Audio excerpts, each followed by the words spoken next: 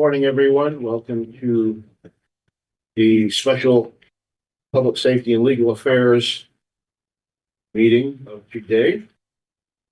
The first one up on the agenda, I believe, is the Federal Office.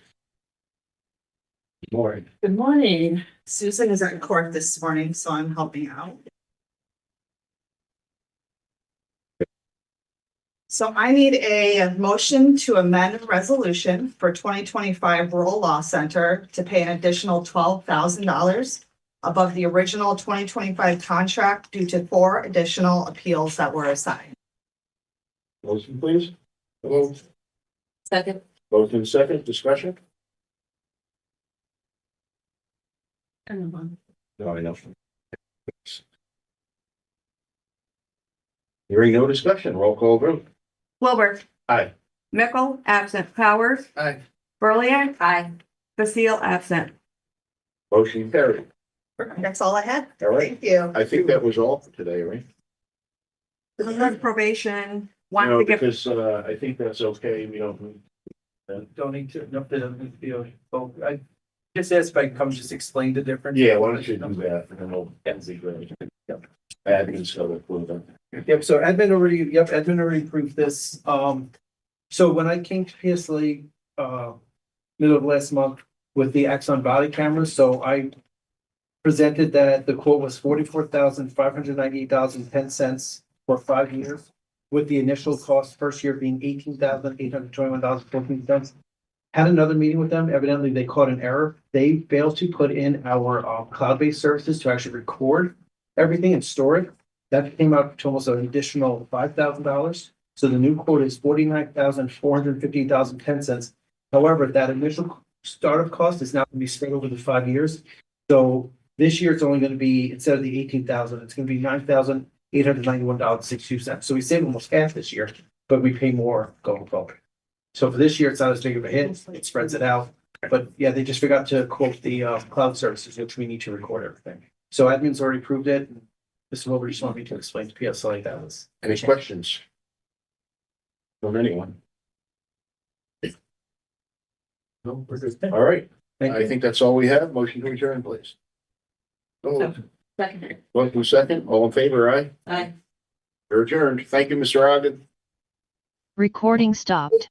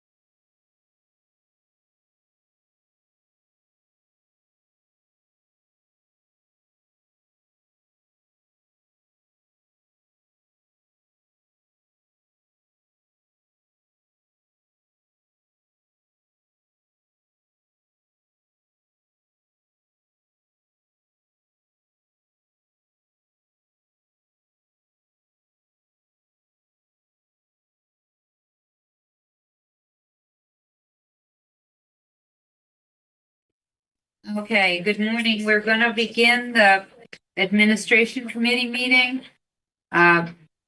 It's February 4th, and we're going to have personnel office present the agenda, which is the entire agenda is a personnel office agenda. So Okay, we're gonna get started by presenting the gender-based violence in the workplace policy that we've created based on the Office of Prevention of Domestic Violence.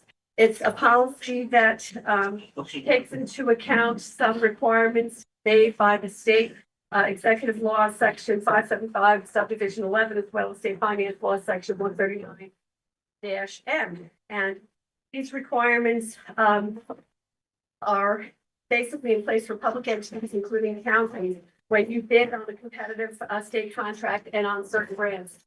Particularly, we have the planning department, solid waste, that has a grant that relies on this policy, and the policy should be in place by or before February 27th in order for them to receive the grant. What I had noticed is that there was a part of the New York State Association of Personnel and Civil Service Officers, and they had said that the grants were being used by their DA office. So a couple of weeks ago, when I was working on the weekend, I shot an email to Chris Donna as the DA, and he said, no, we don't need the grant. So I kind of put it on the side. But then after admin committee, I got an email or a letter through interoffice mail from Kyle King. And he said that, can you sign off on this? And I said, no, we don't have this policy in place. So then we were scrambling to get a policy in place. And we went to the Office of Prevention of Domestic Violence, used their template. So it's been already checked by many legal eyes, I'm sure. And we made it our own by putting in our county name and other things throughout the policy. And by approving this policy, it will allow the planning department, as well as any other department that relies on this for grants, or the county for any kind of state competitive bids, to be able to be considered during the bidding process. If I can just also speak on it, like, Yeah. In addition to this requirement, there is a section of the statute that does allow for, instead of this to be certified, that we have a policy, we also, in lieu of that, you can write a letter and attach that to the grant application. I'm sure you saw that. Yes, as to why it is. As to why you don't have one. Right. So I couldn't think of a good reason. Do you have a good reason? well, this just happened in November, so maybe Yeah. we're developing a policy. That would be my reason, because that's kind of where we're at right now. If the board chooses to take longer to decide this. Right. So I would say that I don't know, because this is first coming to me yesterday. So I don't know what the consequence is of having this policy versus supplying a letter. I don't know if that makes an impact on the grant. I don't know that. I just want to make sure that, in the interest of full disclosure, you understand that if you don't sign it today, there is another avenue. I just don't know how sure that avenue is. Right. and is there any questions, or is there a rule? How do we feel about this? Do we want to just go ahead We and need a motion, second, so we the- discuss it. yeah, so I knew brief the contract. Or the get it, policy. the policy. We have a second? Second. Okay, so discussion on the policy. So I think we should have a policy. I'm generally okay with anything in there that kind of concerningly requires, anything requires anyone we do business with bid wise has a policy as well. So we deal with companies, they would have been one person to, large staffs. So I didn't see any way out for a sole proprietor type thing.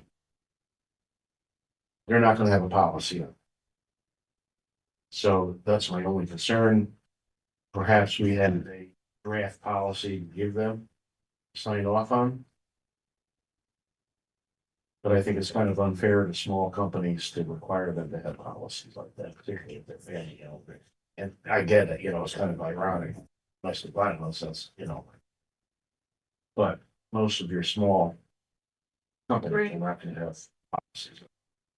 they may, you know, that may be a better circumstance for someone to maybe say, we don't have a policy, we're a sole proprietorship or something, as opposed to a public entity that has 500 employees that says we don't have a policy. So I don't know whether or not they might have a better case for that than we might. Yeah, and I don't know, because I haven't looked into it. Like I said, we just were made aware of this last night. So I don't know, or yesterday, I don't know if there's an exception for, you know, companies who have less than 5 people. I didn't see any Right, in the policy. and maybe not in the policy, but maybe So that's what I'm saying. In the practice. maybe there could be, and we could incorporate that in the policy if it was allowed. I just don't If know. we're going for the, say, expedience, dealing with people who need services from, have a pre-written policy, saying, okay, if you implement this in your company, sign off on it, then you can bid or we can accept your.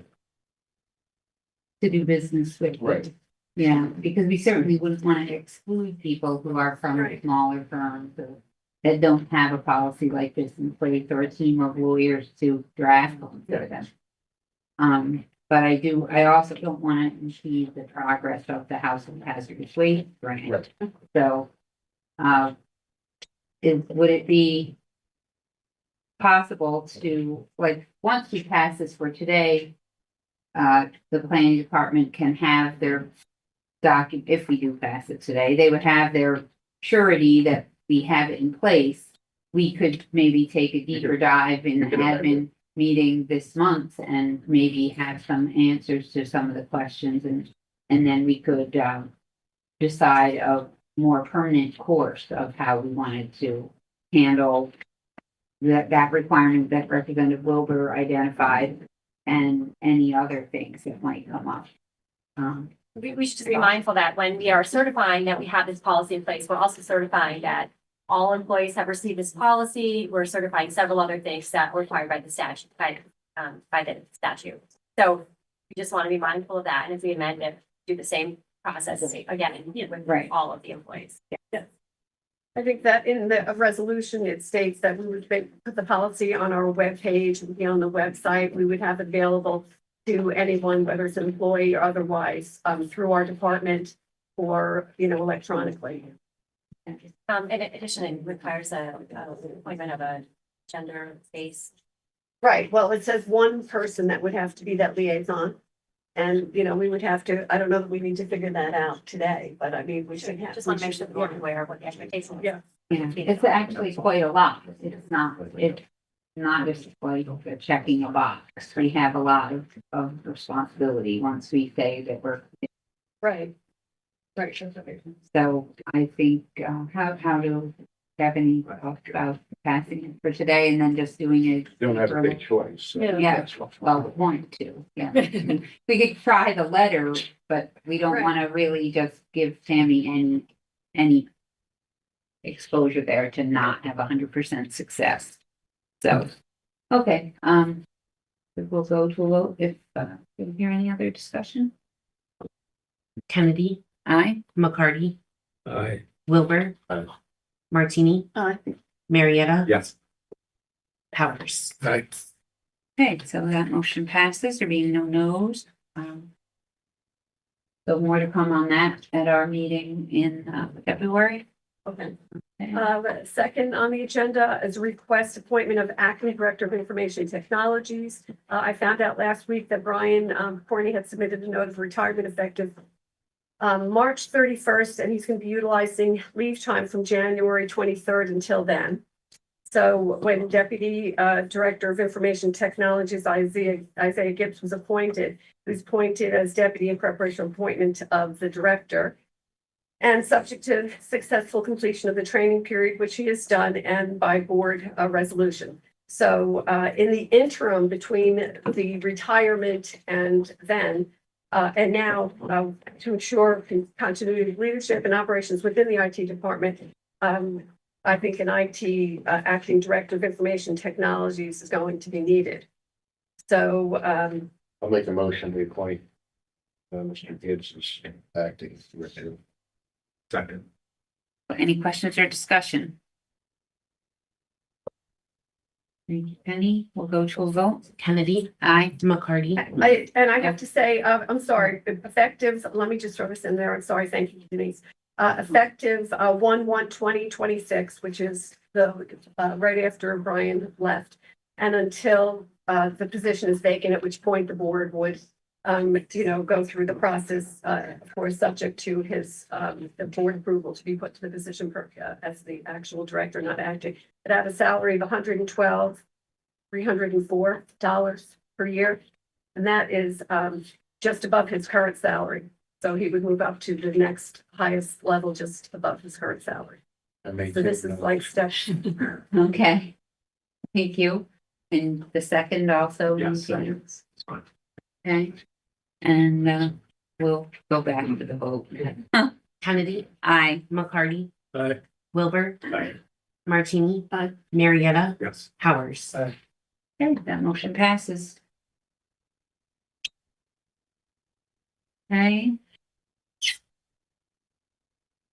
Our next Okay, item. the other is we were going to request ratification of the terms of the CSEA successor agreement. That was emailed to everyone on the 30th, all the board members as well as admin committee.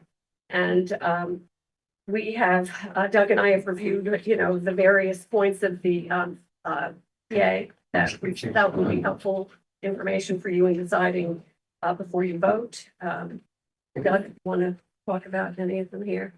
Yeah, I mean, going to a different plan is gonna be more cost effective. Even though it's impacting a lot of new employees mostly, is legacy bargaining, and it's something that's gonna pay off down the road. The 3.5% raises are very reasonable. In the past, CSEA has many units have received $1 an hour or $2 an hour, which equated to 10 or 11 double-digit raises.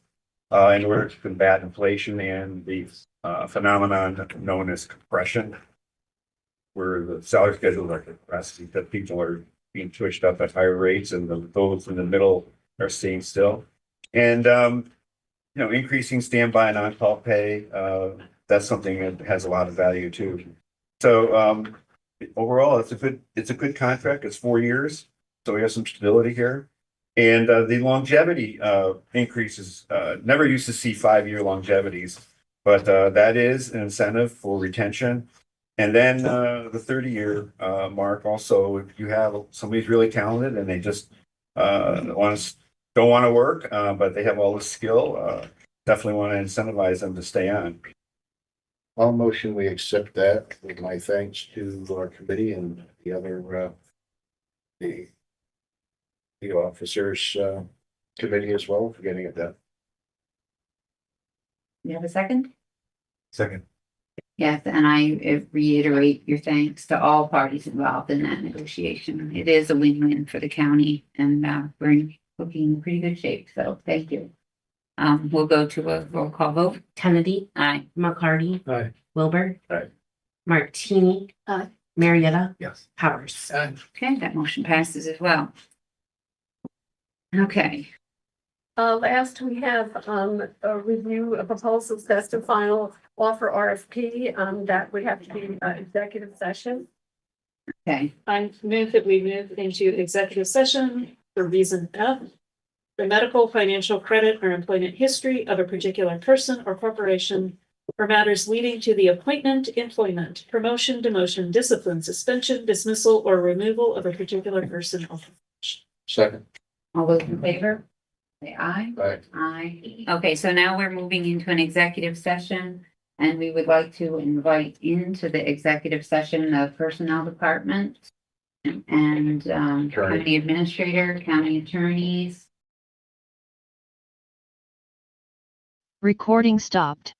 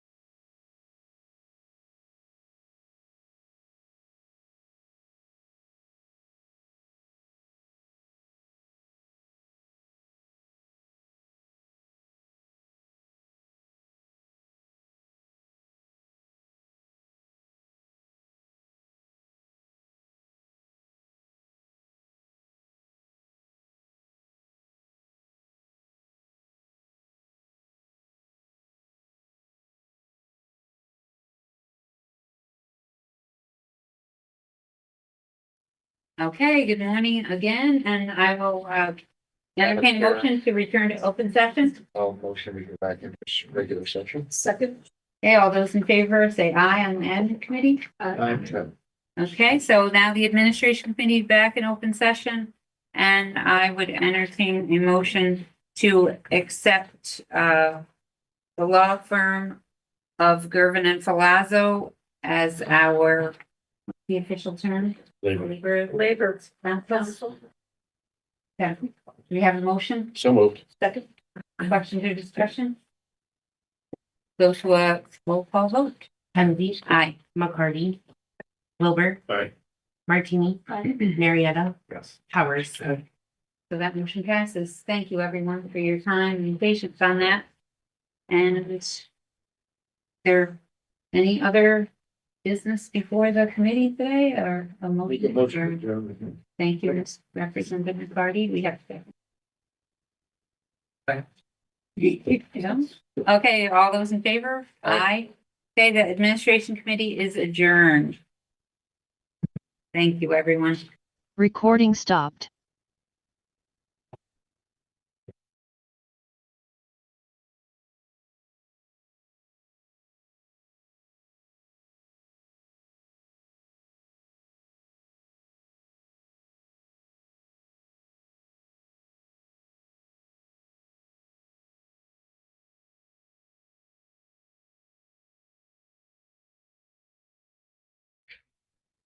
Thank you. I'd like to call a public hearing together into order. Notice of public hearing. Excuse me. Notice is hereby given that there has been duly introduced before the Board of Representatives of the County of Otsego, New York, a local law entitled, a local law establishing the department called Office of Assigned Counsel and designating the position assigned counsel managing attorney as a department head pursuant to Section 35E of New York State Civil Service Law. Notice is further given that the Board of Representatives will conduct a public hearing on the proposed local law in the Representatives Chambers at the County Office Building in the Village of Cooperstown, New York, on Wednesday, February 4th, 2026, at 9:45 a.m., at which time all persons interested will be heard. The location of the public hearing is accessible to persons with mobility impairment. The public hearing will be streamed via YouTube, and a copy of this local law is available on the Otsego County website dated January 29th, 2026. Carol D. McGovern, Clerk of the Board of Representatives, Otsego County, New York. Is there anyone that'd like to speak on the topic of the local law?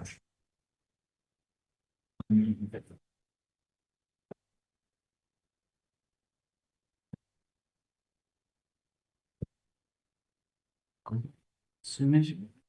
Hearing none, we'll close that public hearing. Thank you. We will now officially open our February 4th, 2026 Otsego County Board of Representatives meeting. Roll call.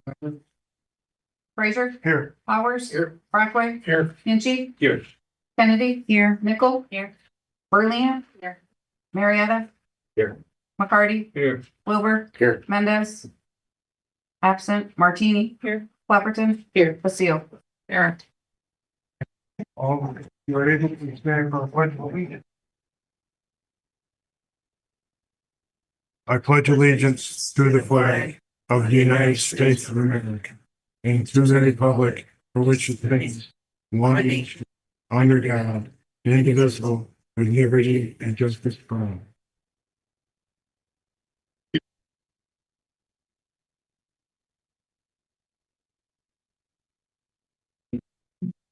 Okay, we now enter our privilege of the floor segment of our board meeting. I'd like to remind everyone to come up to the podium, state your name, address, and please hold your comments to 3 minutes.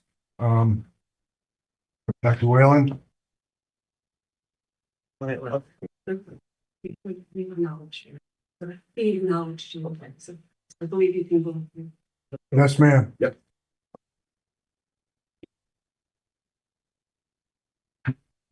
Good morning, Mary Ann Leland from Cooperstown. First thing I'd like to say is, would it be possible to get some amplification so that we can, this is a long-standing complaint, and with or without my hearing aids, I can't hear a word that you guys say. So now you have to listen to me, I guess, for 3 minutes. I would like to reapproach the issue of Sheriff Devlin's commitment to 287G, which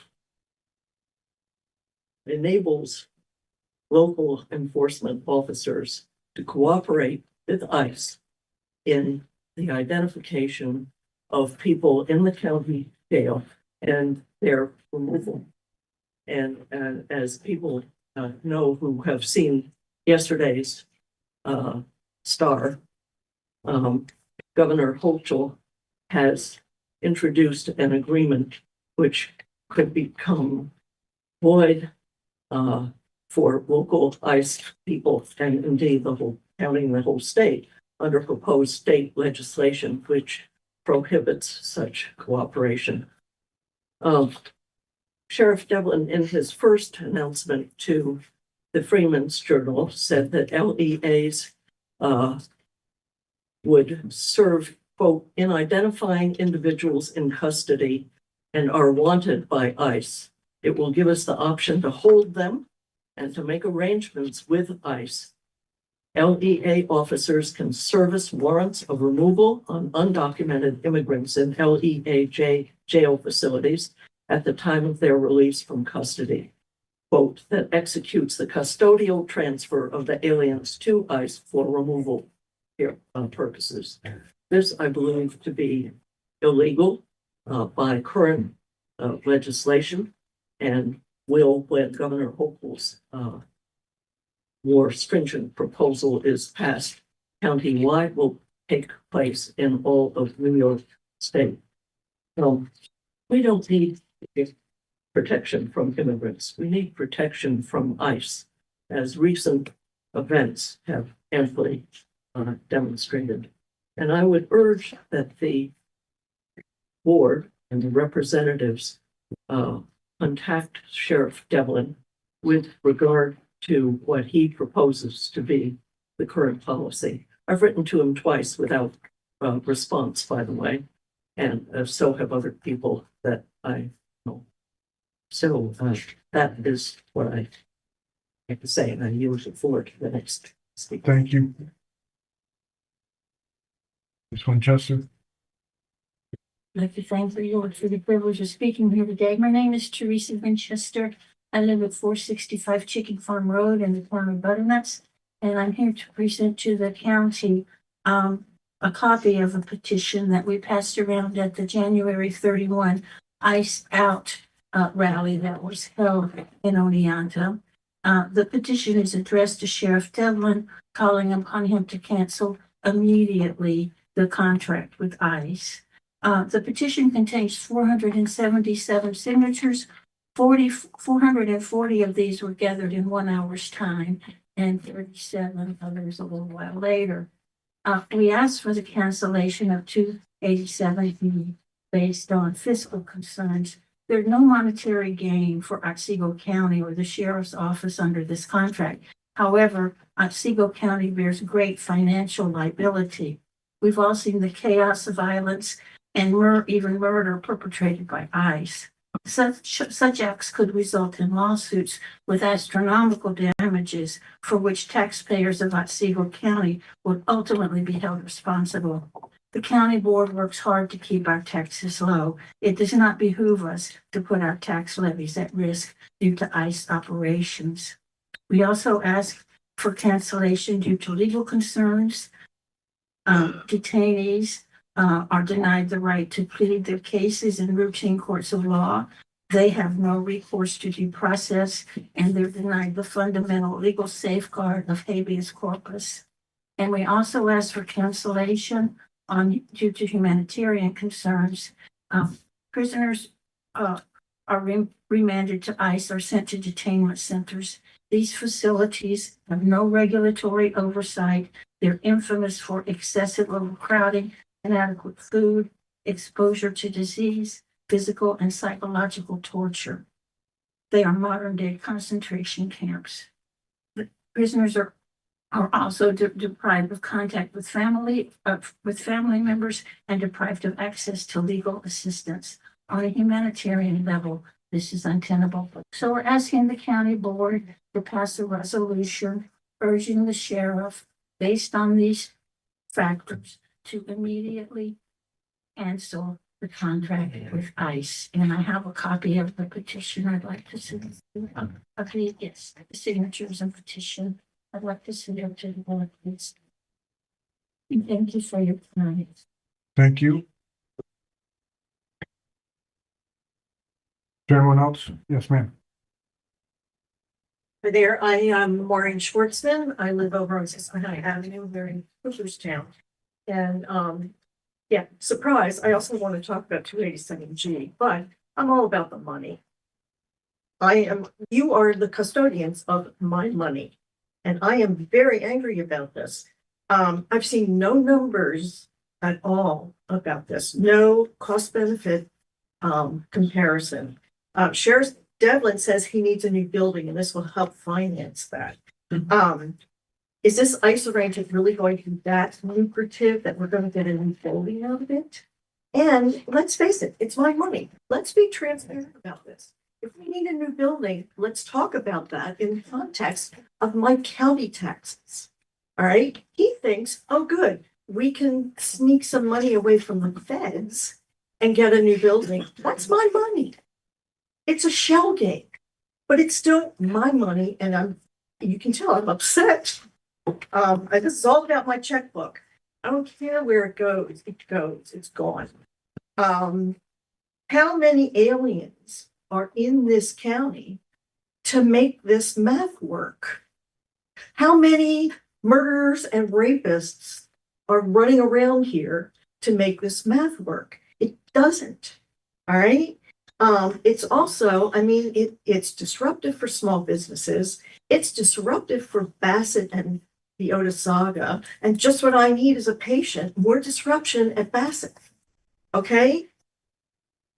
There are loads and loads of people in this county, especially at Bassett, who are on visas. And it gets to my second point.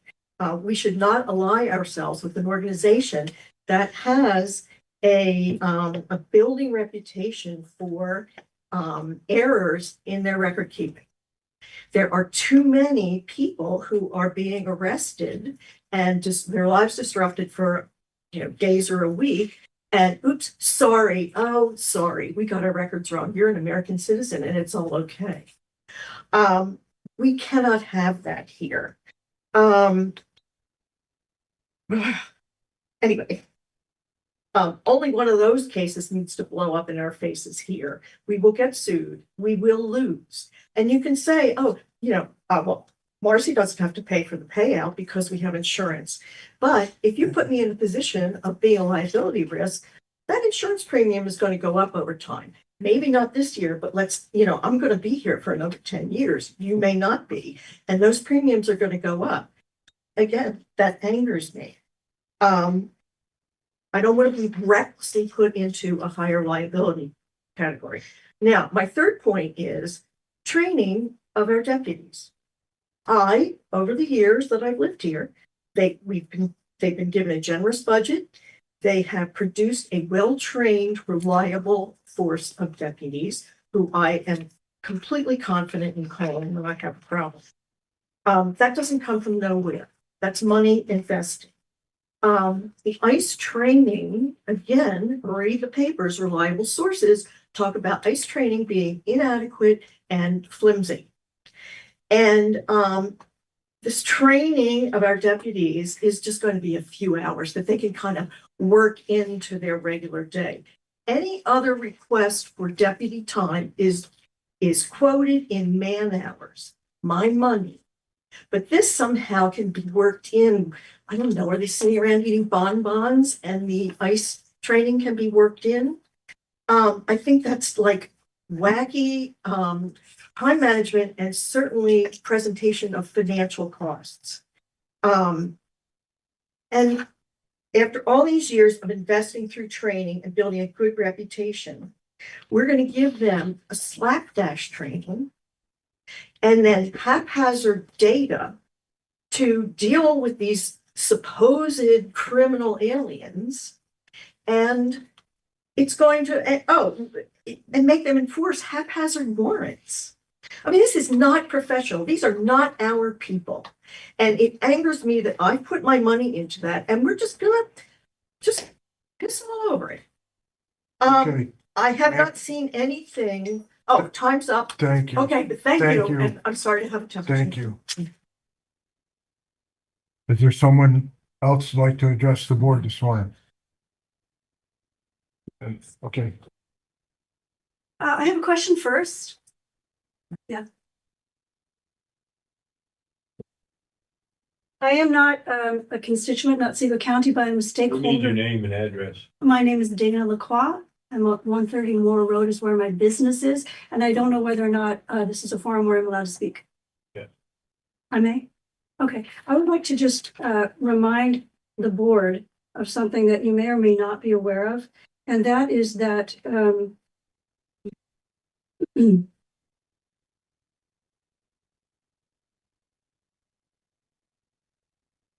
Commissioned Marine Officer, retired New York State Trooper, and the Sheriff of Ulster County is the head of the sheriff's organization in the state. And I just want to make you aware that he stands beside Hochul, and he believes that that local law enforcement has no place in enforcing federal law. Because I don't know how the 10th Amendment fits in, but I certainly do believe and agree with Sheriff Fuegora that it keeps our local law enforcement from focusing on their jobs and doing what they really should be doing, which is keeping our communities safe. Thank you. thank you. Carolyn, Going to change topics. So I would just like to thank the board. This is going to be our second year. I'm Caroline Williams, the Director of Community Affairs and Government Relations from SUNY Oneonta. And this is going to be our second year doing job shadowing with the county. And so the event is going to happen on February 11th. You have a number of departments who have offered to host students. So thank you very much for doing that. If anyone has any questions or is interested in participating and hasn't signed up yet, you can either be in contact with me or you can get a hold of our Career Planning and Networking Center, and they can either provide additional information or make connections with students. So thank you very much. thank you, Carolyn. Anyone else who'd like to address the board today? Hearing none.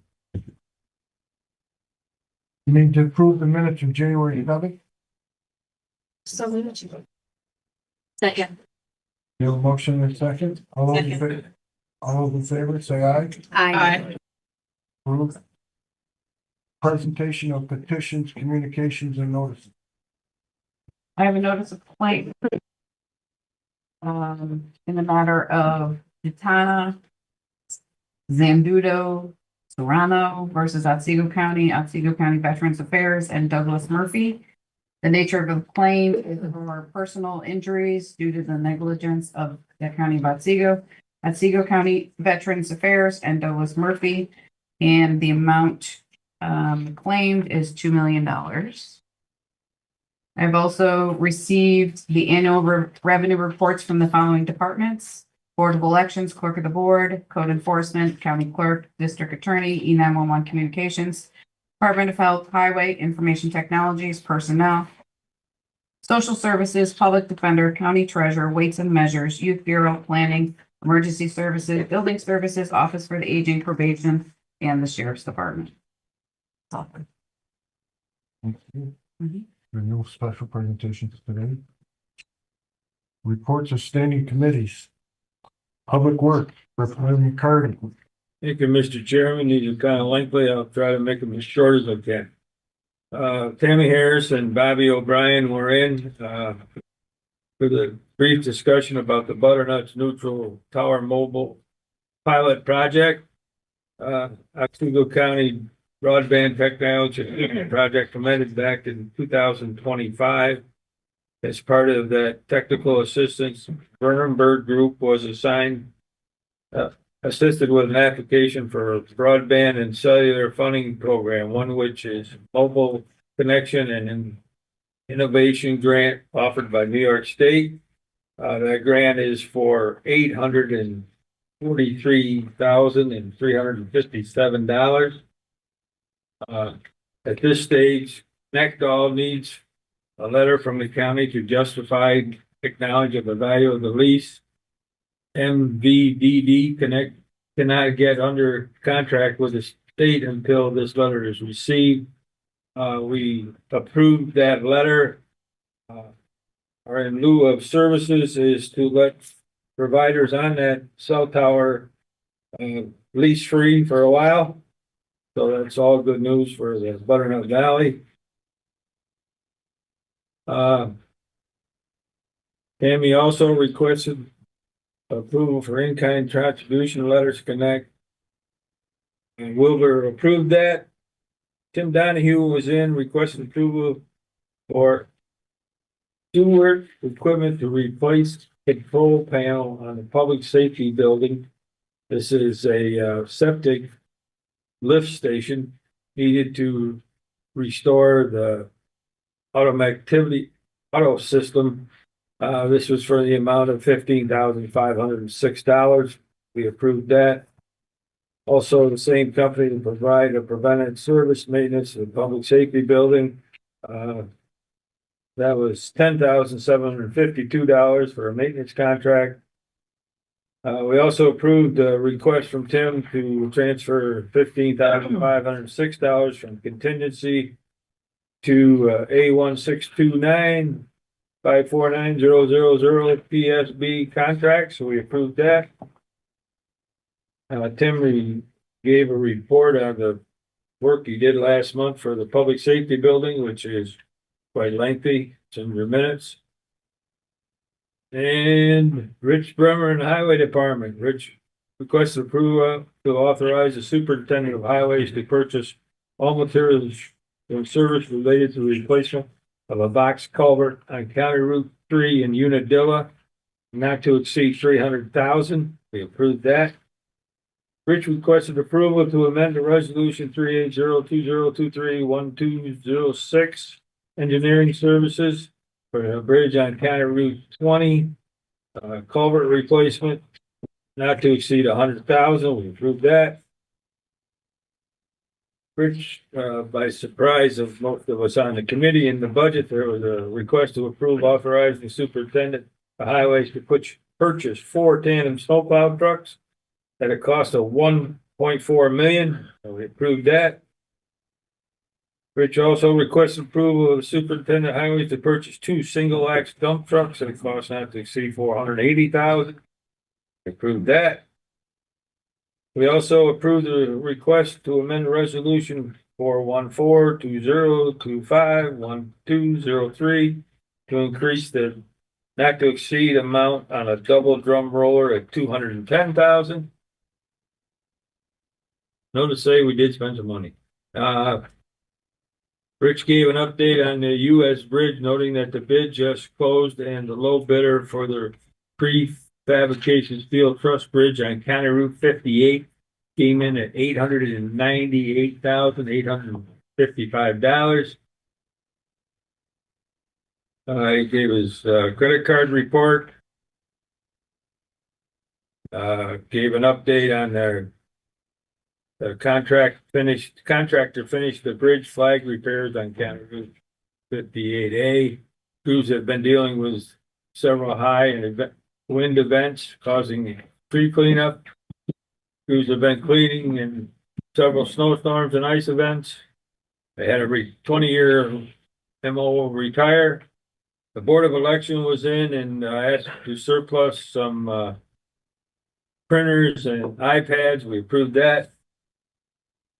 New York State asked for approval to put a couple signs, job signs out on the front lawn in front of the courthouse and the county building. We approved that. We did go into executive session with the highway department. Also, I want to mention back in November, some people came in interested in doing some repairs on the Civil War monument out between the courthouse and the old jail, and that's kind of went by the wayside. But being the 250th year of the of the country, would kind of like to do some work on this. There is no money in the budget to do that, but, if there is anybody out there that would like to, get involved in this, I'd appreciate a phone call or an email or, at this point, they want to put up some new flagpoles and do some cleaning on it and fix the walkway to go to it. So if anybody has any suggestions, please contact me or somebody on the committee. Next meeting is February 11th, 9 o'clock, right? No, No? February 12th. February 12th. Oh, okay. Thank you. Any questions for the chair? Oh.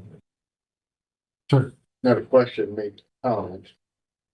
Maybe we could do a GoFundMe on that. I really.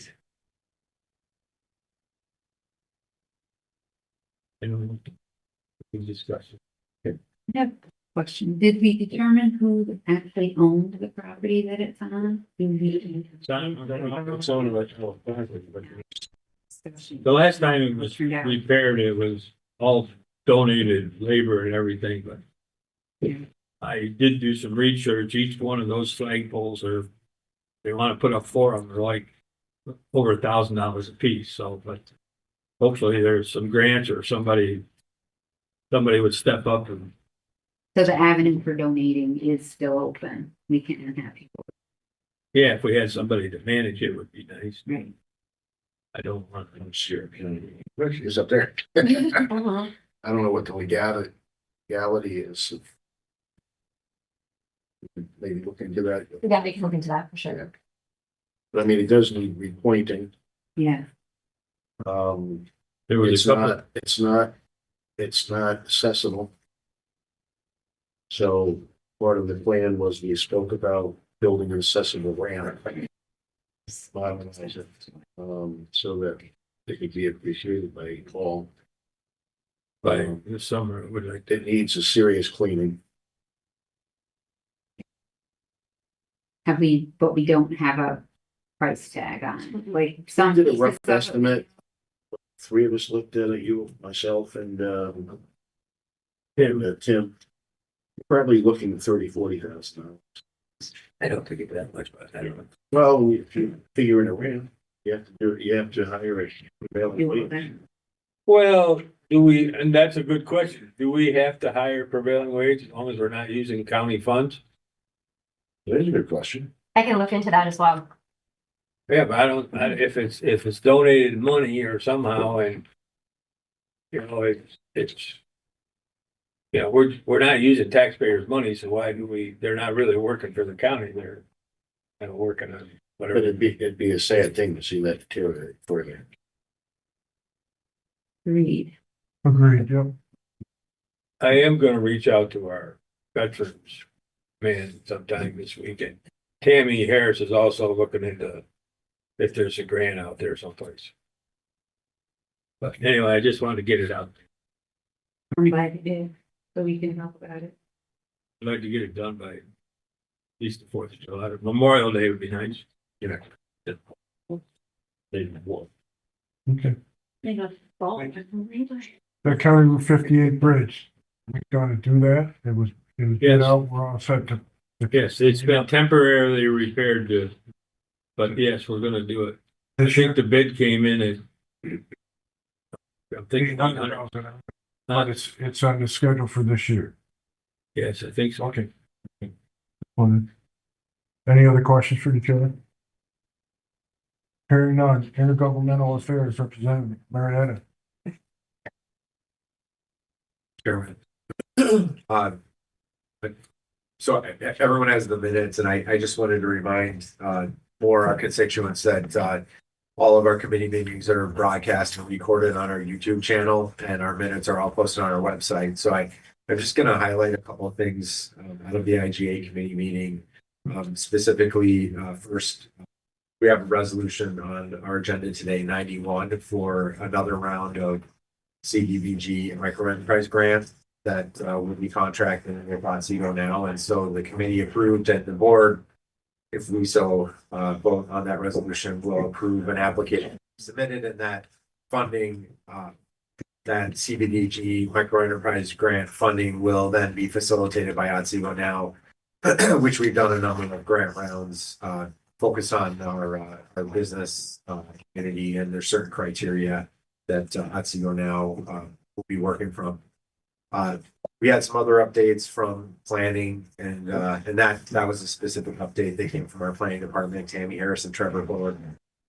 Another piece that's a resolution on our agenda today, resolution 106, and that was just a correction on a contract with the city of Oneonta relating to transportation. We had to make an edit to that contract, a correction, and so that's why you're seeing resolution 106 on our agenda. I'm just gonna then go to administrator Ellen, one of our staff members in our county administrator office, Ellen Arms, presented some requests for payments, and one of those is resolution 94. That's the contract payment to IDA or Otsego Now, and so that is on our agenda today. And then we also had Board of Elections present to us an approval for NTS data services. And so that's resolution 80. We actually are going to have to pull that resolution and make just a simple correction to the math. The two numbers are right, but they add up incorrectly. In the resolution listed as $25,372.72. We actually need to correct that to $26,402.72.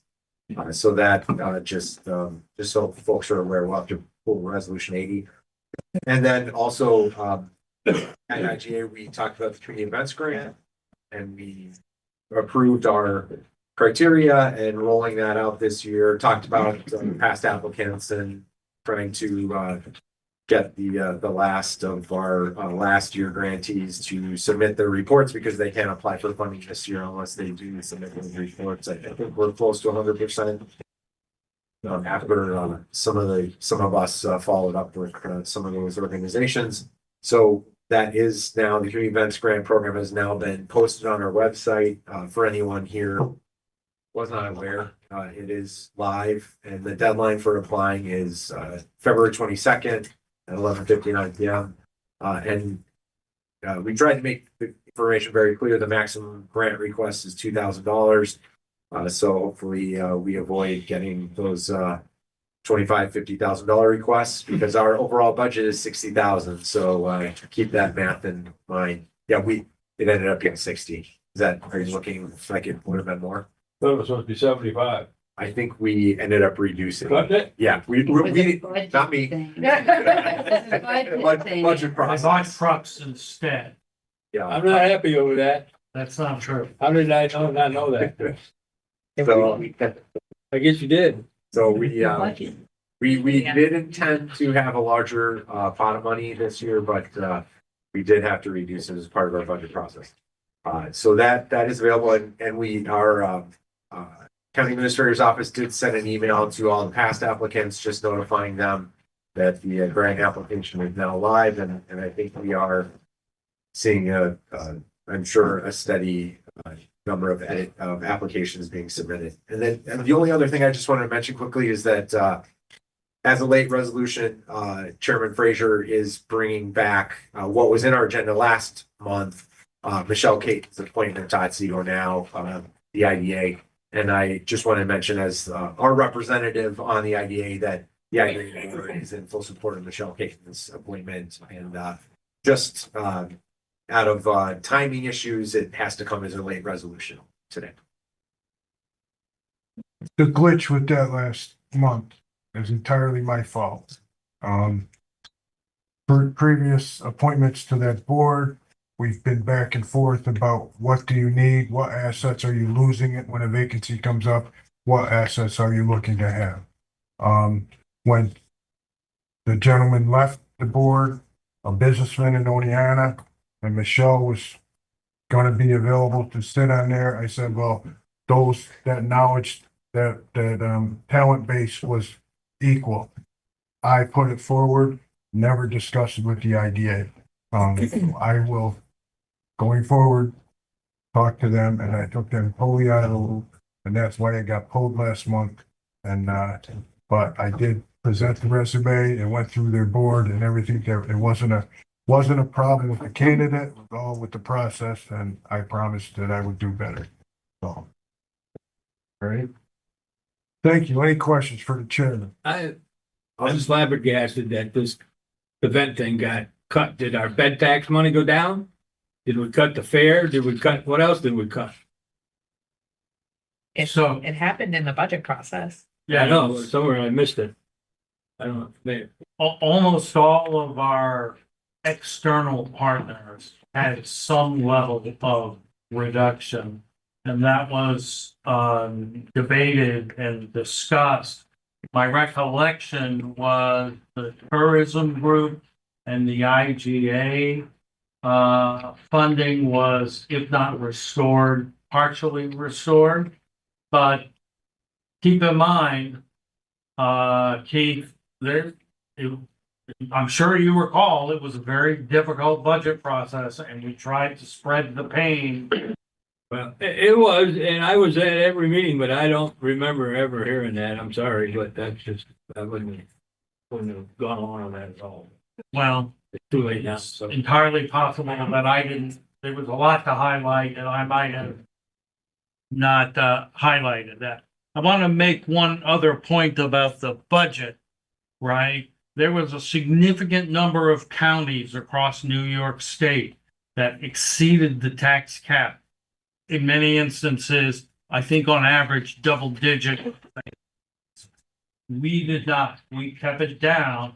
And a big part of that was the very difficult decisions that the board made last year. And so sometimes there's this hurts along with a lot of other things in our departments. It's getting harder and harder. I just want to mention our next IGA committee meeting is February 10th at 1:00. So I have to do the Soil and Water Conservation District Lobby Day is that day. And I don't know if Representative Hinkle, are you coming to Albany? You're not. Okay, so you would, so if you can do a forum without me, I just wanted to let you, I didn't know if you were coming to Albany. We will You're check gonna on be that. here, then I think you should be fine. We will check on that. Okay, all right, Thank you. Thank you for giving us the heads up. yes. Any other questions for the chair? Human Services, Representative Martini. Thank you, Chairman Frazier. Before I forget, our next meeting is February 10th at 9:00 in this room. We met on January 13th. I'm gonna go through this pretty quickly because all the minutes are online, the video's online. And I will also take questions. So, first up was Department of Social Services. There were some regular contract requests. I just want to highlight a couple of things. Over the past month, there were a total of 10 people hired in the department, but also there were a total of 7 vacancies. So that churn is still churning. So if you know any social workers or caseworkers, we'd love them if you have them. Housing stats. So remember, this goes through the end of December through mid-January. OFO was sheltering 6 families. Motel 88 was 7 rooms. Crossroads was using 18 rooms for 20 individuals. Jeannie's Dream Motel was using 4 rooms. Agency housing, there were 6 tiny homes filled, but again, that kind of fluctuates. And then Super 8 Motel in Oneonta was 1 room. Police department stats, and remember, this is just City of Oneonta. There were 11 calls and 10 of them involved DSS house individuals. Next up was, and the worming shelter in Oneonta will be open because of the weather it's getting worse. Pretty much continuously from the 6th, which is Friday, through the 9th. And then again on the 13th through the 16th. There's when space runs out at the warming station, there are other alternatives available, but they can sort that all out. The Department of Health came in. I'm gonna make another plea for folks getting their flu shots. This year, so far, and the year had just started, there were 646 flu cases. And at the last year at the same time, there were 136. So, the flu is out there. I recommend being proactive. We approved a Children with Special Needs Healthcare grant. We approved POs to purchase vaccine in 2026. And then we, Director Pavlis came in from Community Services. And we, she requested approval to create, fund, and fill an advanced credential alcohol substance abuse counselor position. Again, we're back with 730s, which is the criminal court order situation that we've been talking about for a couple of years. And I hear there might be some movement on that, but who knows? And also, we approved a grant to Warren Central School from the opioid funds that the Community Services Department has for a program that they're putting on there. And if there are other schools that would be interested in pursuing that, I recommend reaching out to Director Pavlis because there are still funds. So, be great. So, in your packet, the resolutions that came out of that committee are 82, 92, 97, 102, 103, 114, 115, and 116. I'm pulling resolution 113 to bring it from the floor. Not because it's not a very worthy resolution, but because there was a process error that we needed to fix. So I will take questions. Is there any way to get a number, actually, how many people, maybe about the end of March, went through the warming center and only have any? By the end of March, sure. Yeah. Oh, yeah. Get the. Yeah. Oh, yeah, they tell you. Those numbers are? Yeah. Yeah, they go through, there will be a raw number, but then they go through and take the duplicates out. So there'll be a more solid number. Well, it'd be nice to know, going down the road. And do something. Yep, I mean, this is me speaking as a person in the community. The warming station, we need more space. I mean, it's just. Yeah, there was one month they reported we had 141 individuals. Yeah, I mean, it's just. Yeah. So are they actually homeless people? I would assume so. Or in tenuous housing situations. It's a very fluid situation. Yeah, and of course, there's more demand when the weather's worse. Well, even if it's 140, that's a lot for a city that size. Well, remember, that's not each night though, like, that's over. The month.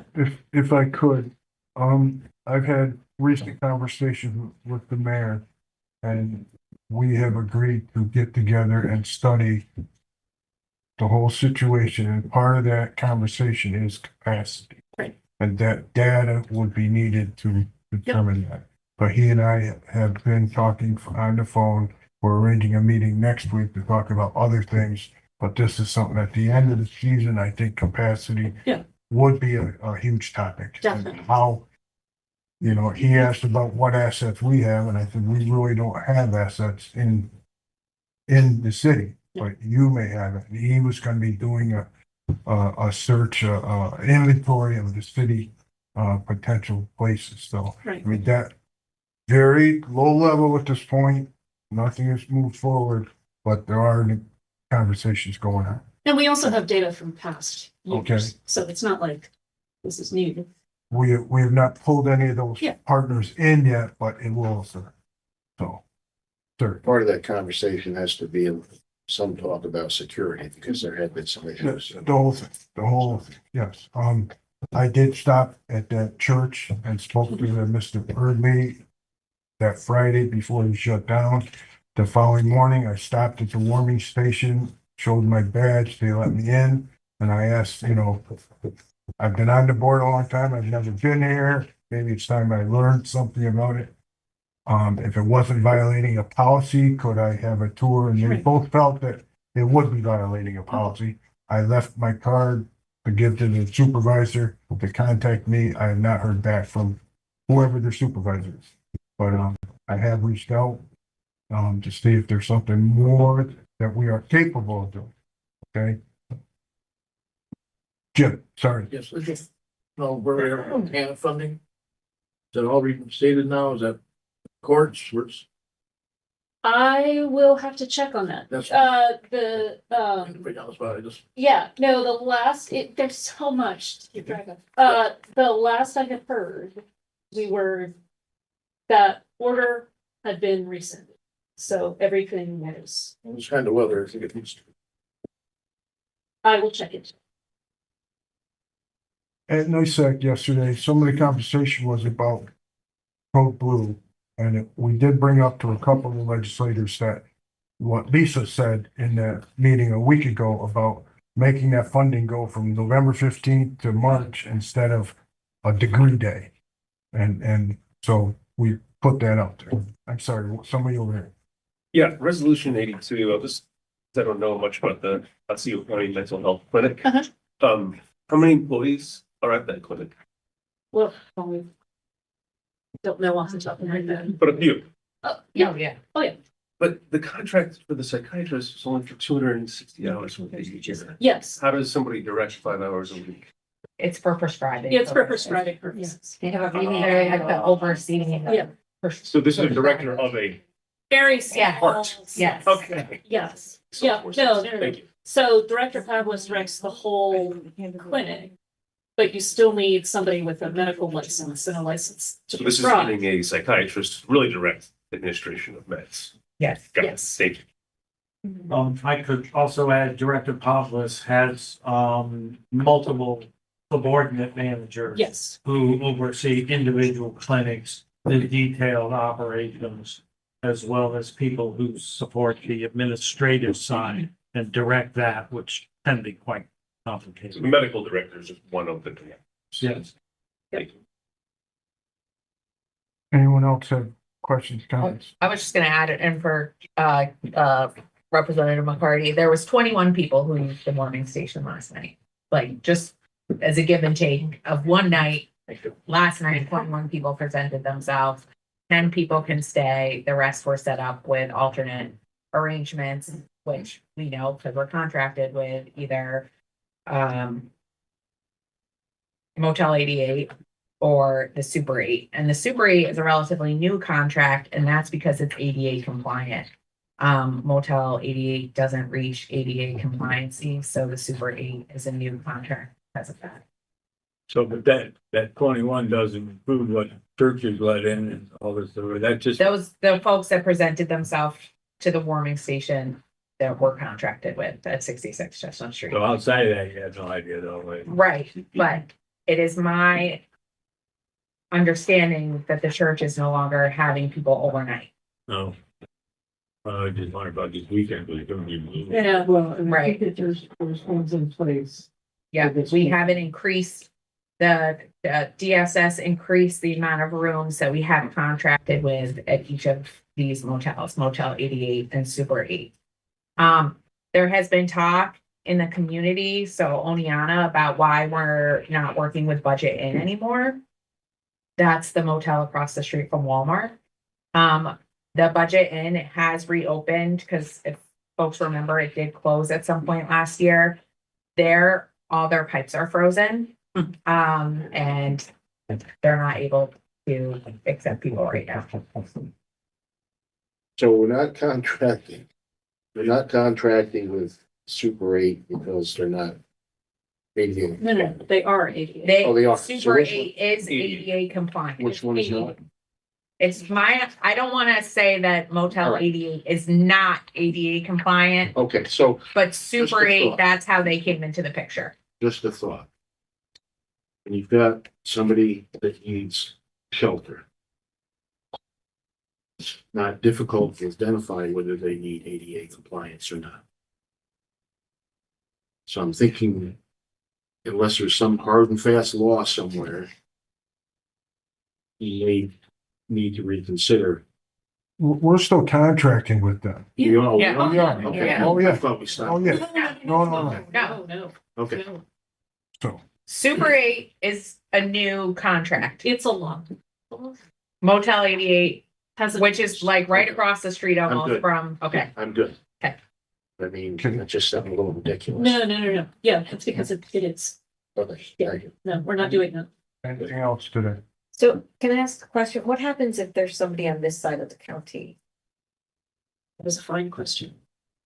Because my worry, I mean, I know we don't have a particularly large homeless population, but we do have people who are living in manufactured housing. We do have people whose pipes freeze. We do have people whose heat gets shut off because of non-payment. DSS can help us. Okay. Yeah. We have actively helped folks, We've the had two Department of instances. DSS in the past, well, forever, but especially in the past 2 weeks, whose pipes are frozen, have experienced hardship and don't have the financial means. They just need to reach out to DSS or even by calling 911 and telling them what's happening. Office of the Aging. That's what our email to Rob O'Brien said. And a reminder. Yeah. Our ambulance service will do welfare checks. Yeah, and I did reach out So to will Sheriff's Office. folks on this. Yeah, just call 911. Yes. For the sheriff's. So 911 They'll do has the emergency contact number for the representative from DSS at any time. I just know there was some confusion about Clark Sports Center as a warming station, and I think it was an internal thing, but like the staff was unaware of who was supposed to stay open when they closed early. And it turned out no one, but I think there was just some confusion about. Aside from your first concern, which is a concern, that warming station was not designed for code blue. Yeah. That was designed for mass power outage. Yeah. And unfortunately, there was a miscommunication there. We'll do better. Yeah. I think most of the need is probably not on this side of the county, but I also want to be prepared. Well, as long as we're on the topic, I think it's up to us, especially, we had a tragedy this last weekend, private home, and we need to reach out to our friends, our neighbors, our constituents, and make sure during this extreme cold, extreme heat, that they are taken care of. All right? We have the unhoused population but there are people that are in their own homes that have problems. And I think it's up to the community to reach out and make sure that your shut-ins, your elderly are taken care of. And that's all on us and everyone in the audience. So, anything else on cold weather today? No, sir. Not for me. 6 weeks to spring. Public Safety and Legal Affairs, Representative Wilbur. Thank you, Mr. Chairman. We met on January 15th at 1 o'clock in this room, and our next meeting is February 12th at 1 o'clock in this room. We had a full board present. First up was Sheriff Devlin and the undersheriff went into executive session, and received a presentation from SMRT Architects and Engineers. Came back into regular session Sheriff requested approval to, renew the mutual aid agreement with the city of Oneonta. We approved that. He also requested approval to, hire above grade and two-step for 3 correction officers with previous experience. We usually approved that. We want them to get away. Requested approval for the county to reinstate the contract with Putnam Pest Control. Next up was probation. Dan Norton, who was primarily bringing the Axon body camera contract to us. And that has since was going to be amendment to that. That was also approved, and that'll be in today's packet. Requested to extend the security contract for, I believe, is the Meadows and also 242. Also requested approval to contract with Catholic Charities. We approved that. Next up on the list was E911, Mr. O'Brien. A lot of what he requested was the annual renewals of contracts and such. He also requested the approval to purchase 2 new ambulances to replace aging ambulances. That will, it's hard to believe we're already talking about aging ambulances already. We are. And associated equipment for those ambulances. They're primarily used for 911, 2 particular rates. They also be used for the Bassett contract that was all approved.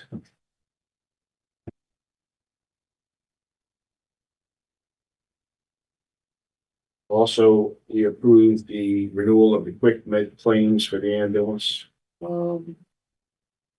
Also, he requested a inclement weather policy for interfacility transports, and basically that hovers around the urgency of a need for transport to another facility.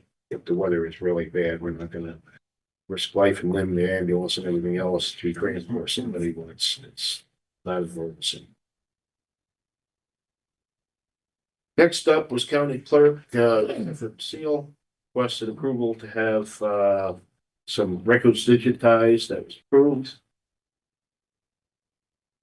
Next up was Emergency Services Director Victor Jones.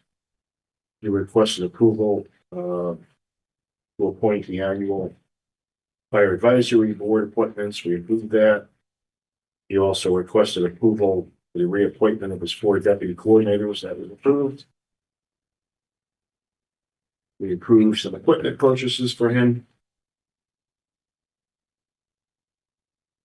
Next up was our public defender, and briefly explain the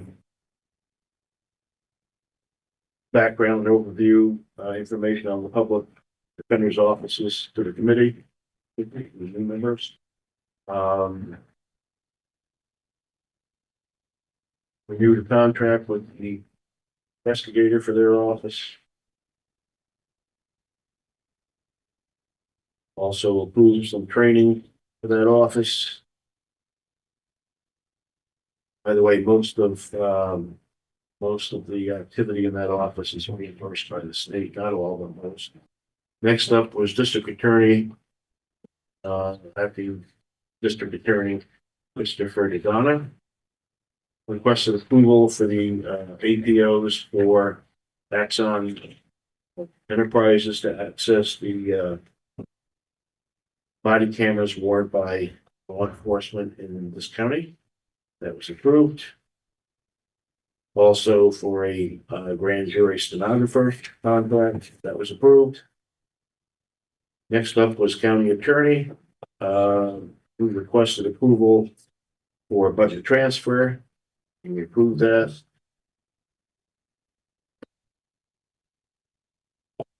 And that was it for the nutshell. Reminder that all of the minutes are online and also on the YouTube channel. Thank you. Questions for the chair? Phil? I don't have a question, I have a statement. I've told my three towns this, and I just think I should clear the air and tell everyone else here this, and it's probably because of my background in agriculture that I've worked with a lot of immigrants. I've partied with them and I've had picnics with them. So I told my three town boards, I do not support ICE. I realize you have to have immigration and customs enforcement, but I won't support it in the fashion that it is. Just want everybody to know that. Thank you. You? Anyone else today? Anyone? Administration, Representative Kennedy. Oh, thank you, Chairman Frazier. We met in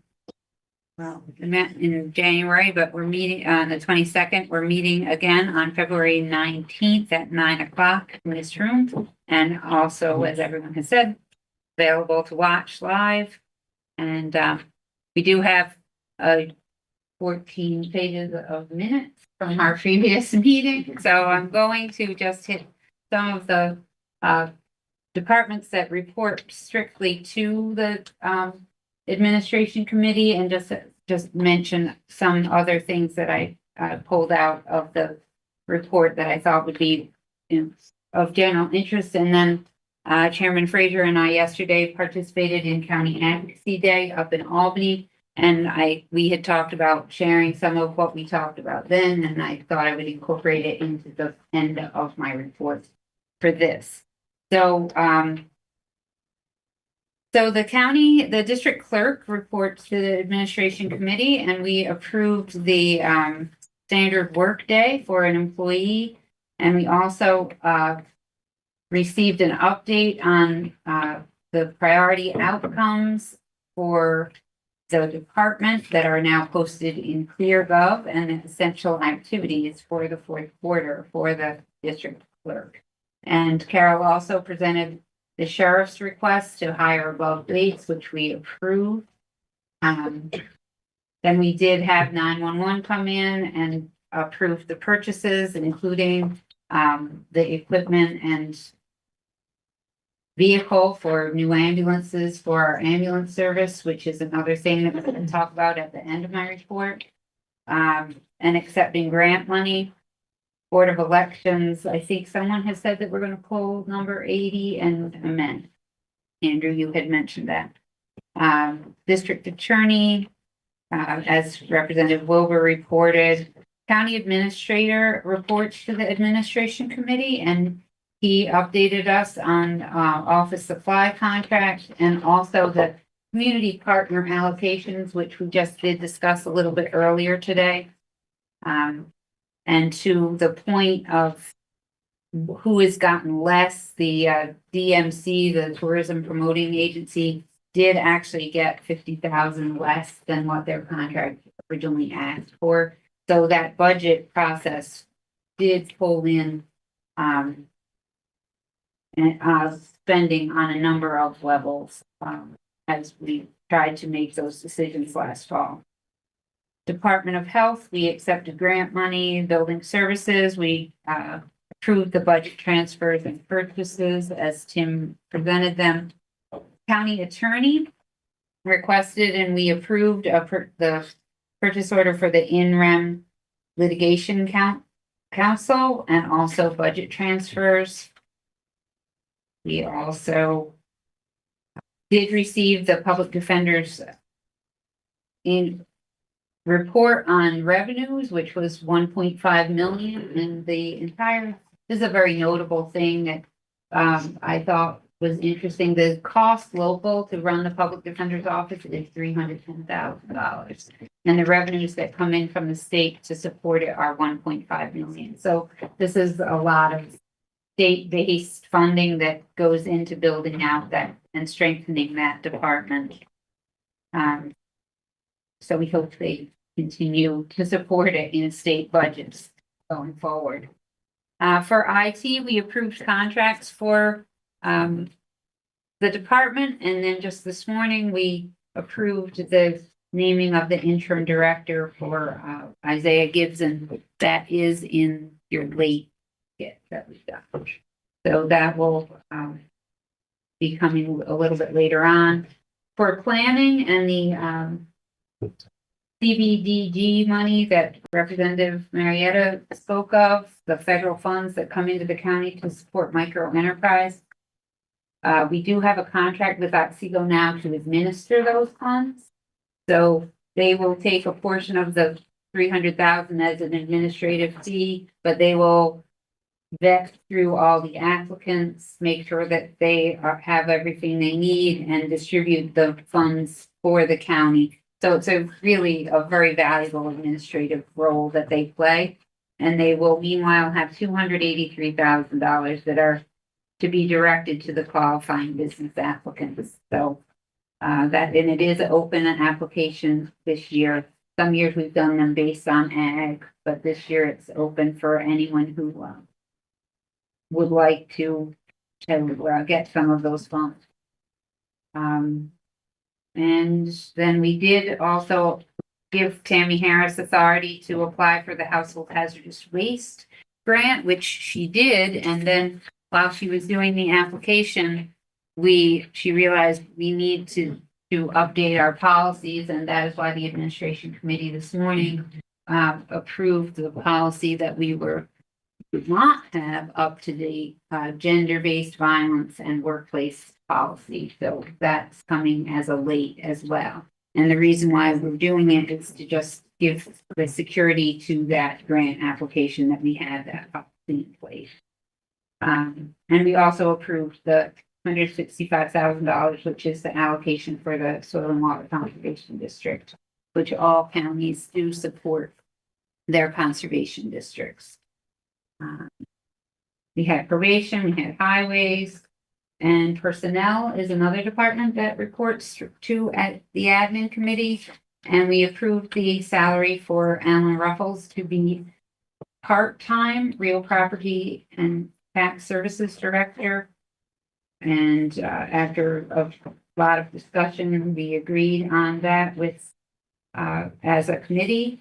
And then today and many of you were here for our meeting this morning, we had the Labor Council contract, and we approved to go ahead with Durbin and Filazzo, and that is also going to come in as a late. The treasurer also reports to the administration committee, and we approved contracts for him. We extended the absolute auctions contract to take in another period of time. He gave us an update on the auction, and that is listed in the minutes. And we approved of the inmate medical proposal and have more to come on that in a little bit too. And real property tax services also reports to admin, and we did approve a budget transfer for them. So at county advocacy day, so we went out, yes, and I just want to make sure that under personnel, I might have missed it, but that you talked about the fact that the advocate approves ratification of the CSEA contract. how did I not? Oh, have that in there as a lead, and I didn't mention it, but that was something that we decided this very morning. So yeah, thank you, Penny. Yeah, I don't know. It was one of those things that was so big I didn't see it. Okay, so that was and of course we'll probably mention in the negotiation part too. So County Advocacy Day, a couple of other counties were up there with us, and NISAC, the full staff of NISAC, set up the appointments with the local officials, and we met with Senator Oberacker's staff, and were able to have a very robust conversation with him. And then the other,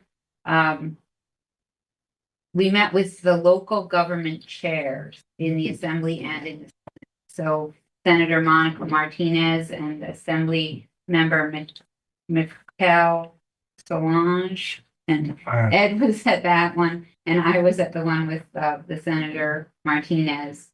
But we had a lot of similar voices, that counties similar in size to ours, all kind of dealing with the same issues, and all working as hard as we can to stay under that 2% tax cap. And yet the message was that everything is costing more, everything is coming down on counties. It's please help us. Please don't add anything. That was a common request.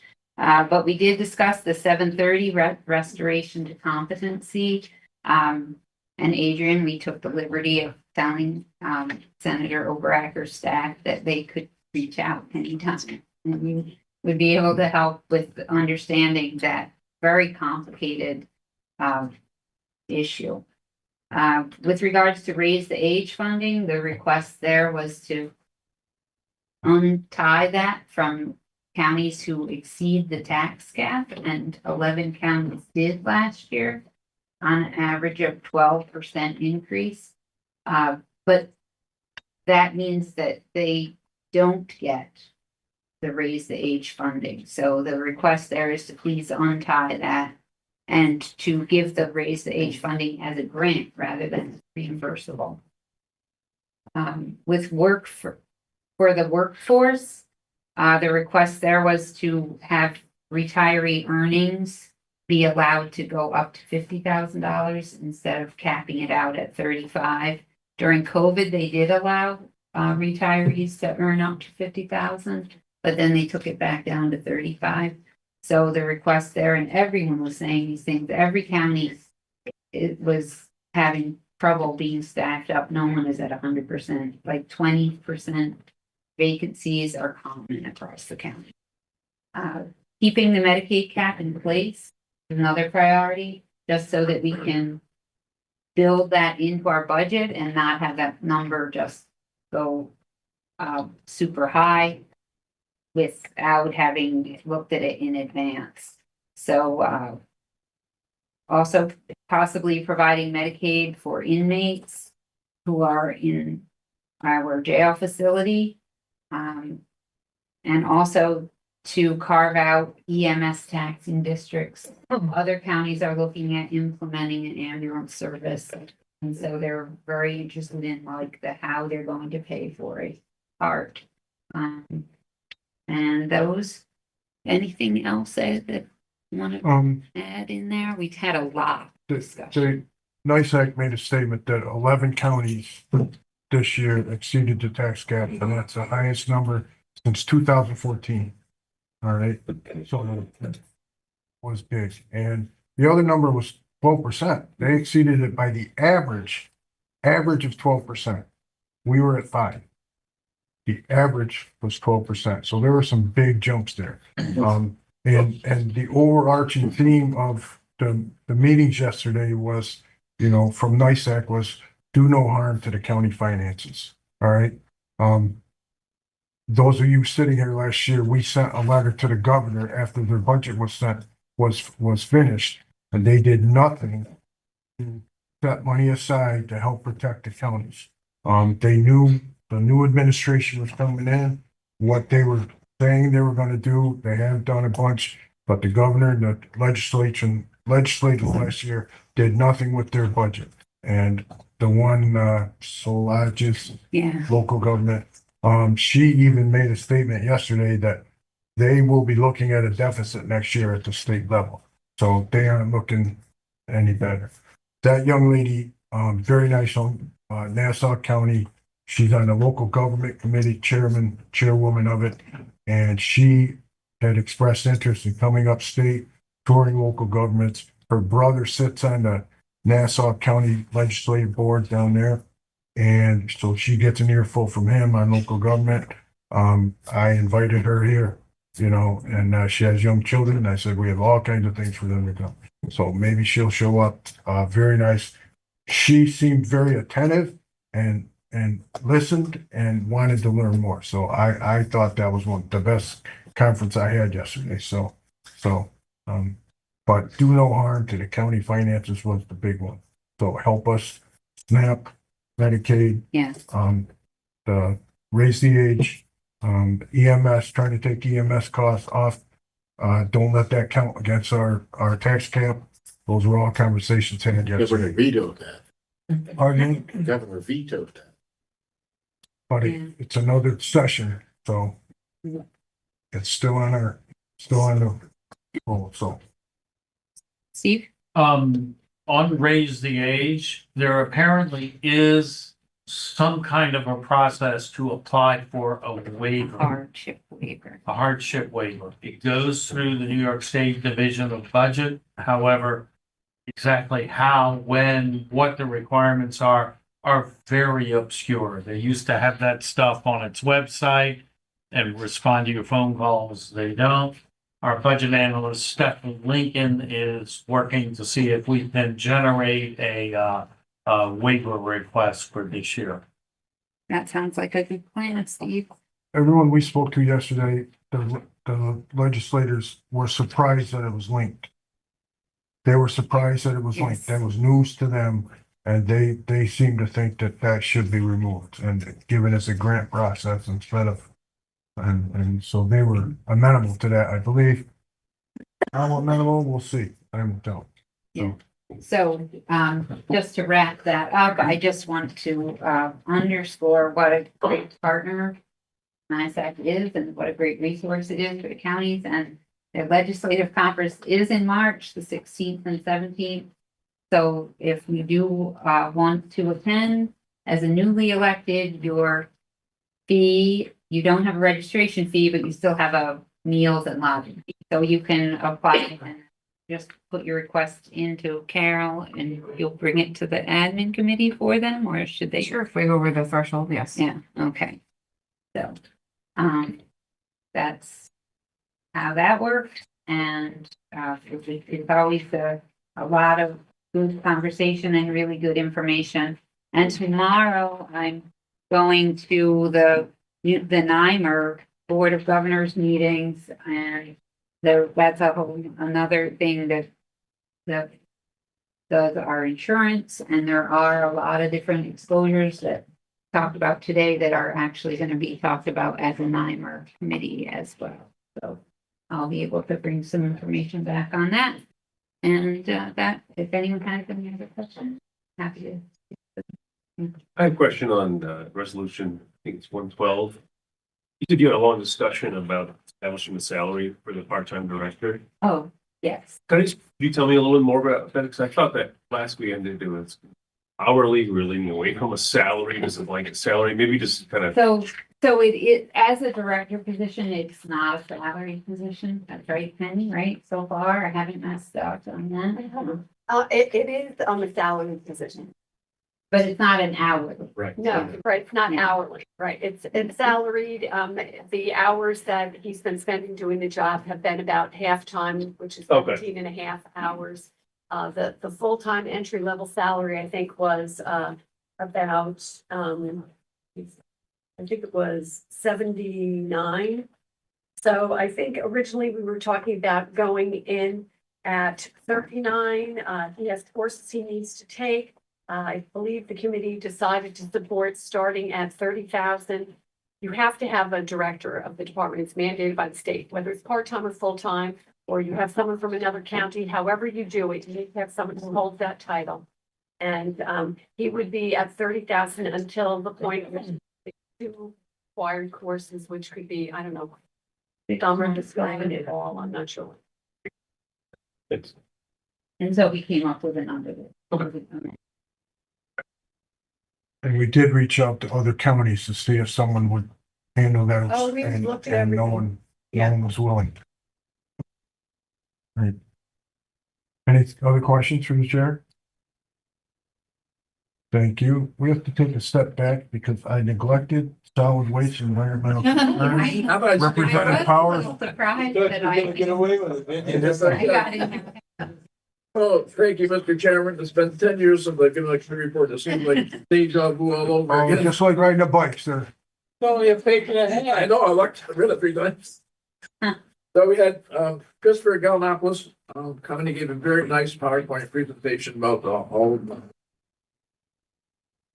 the programs they had down there, soil and water, and we requested to approve their $165,000, which is part of the 210, I believe we put into their budget for the year. I think 45 comes out of Public Works. We approved that. And then we approved Amy Harris came, and we approved to confirm interest in the septic system replacement program for sensitive water bodies, enhanced septic systems. And we approved, to apply for the household hazardous waste grant, which we've discussed, I think, 3 times here today. And Kyle King gave us, his report on municipal solid waste and C&D for December of 2025. And those numbers are right there. And Tammy reminded the committee there the 30-day window for the agricultural enrollment, and 8-year review. And she gave a brief update on the Southern Tier Transfer Station.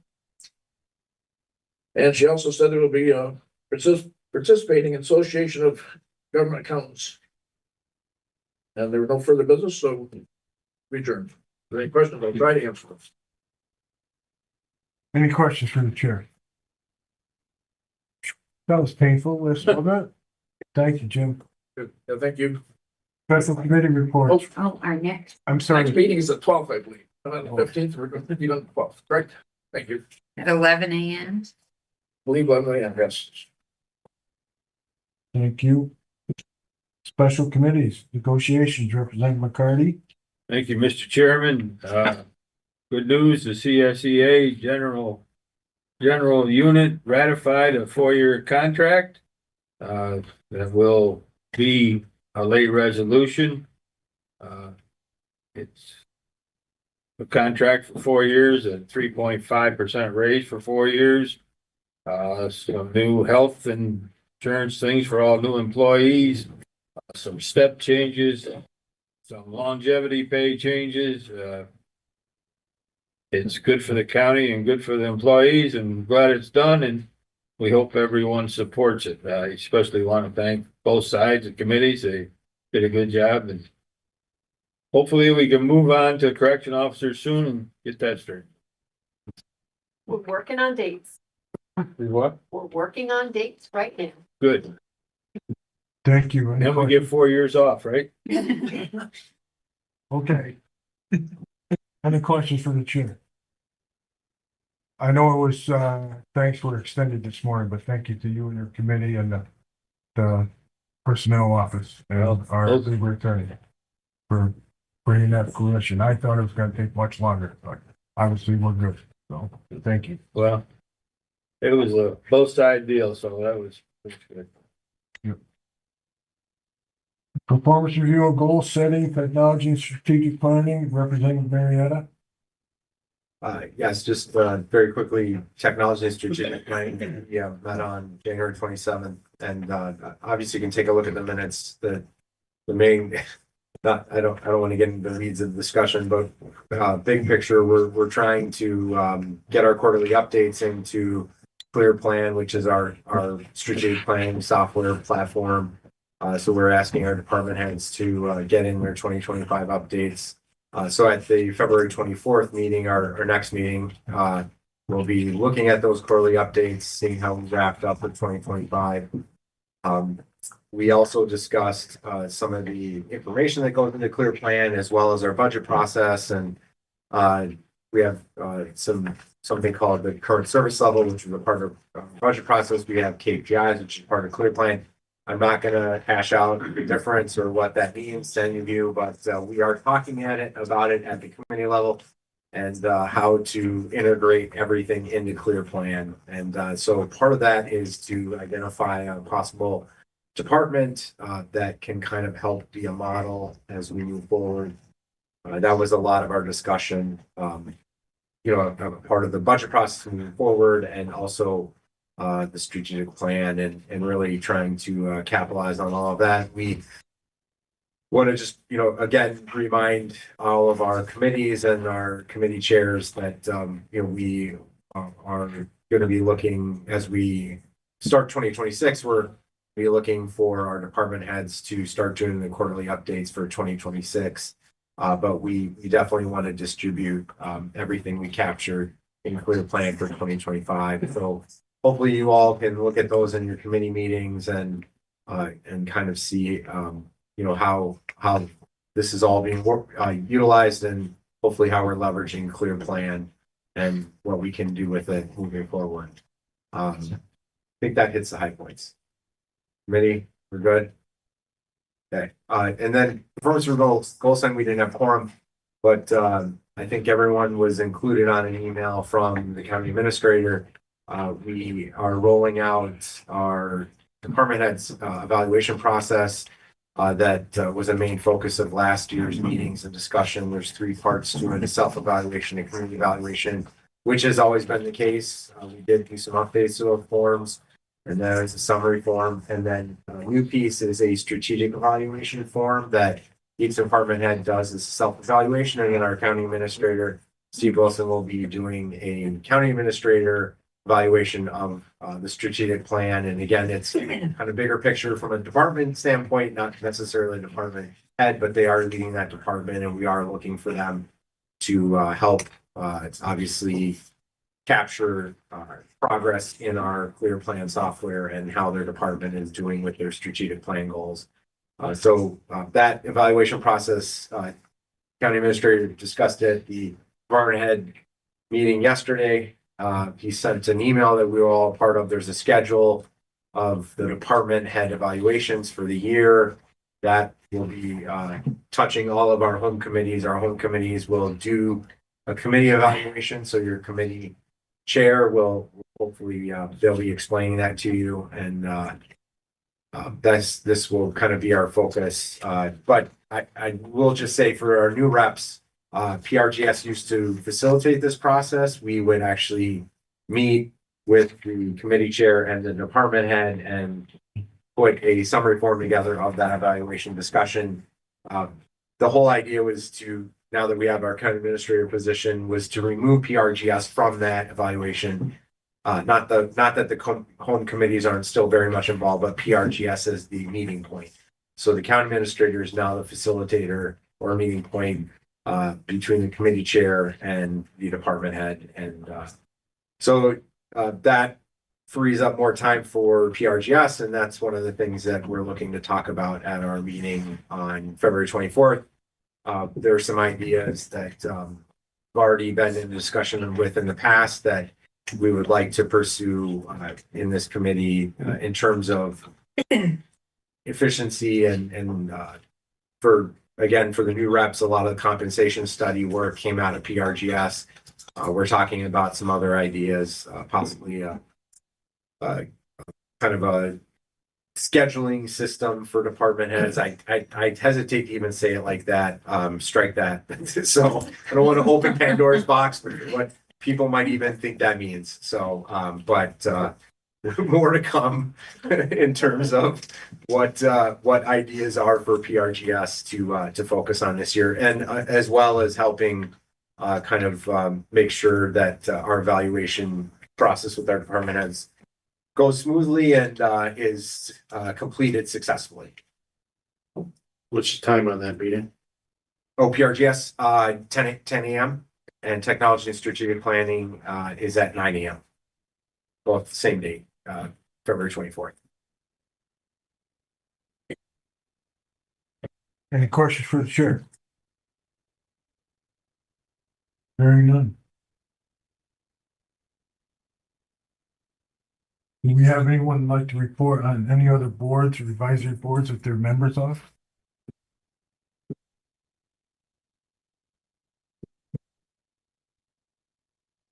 County administrator. Good morning, the county administrator report was distributed to everybody early this morning. Just a couple of quick updates. We spent about 9% of our 26 budget, but probably going to focus on year end 25. As of January 31st of this year, we have spent 86% of what was budgeted.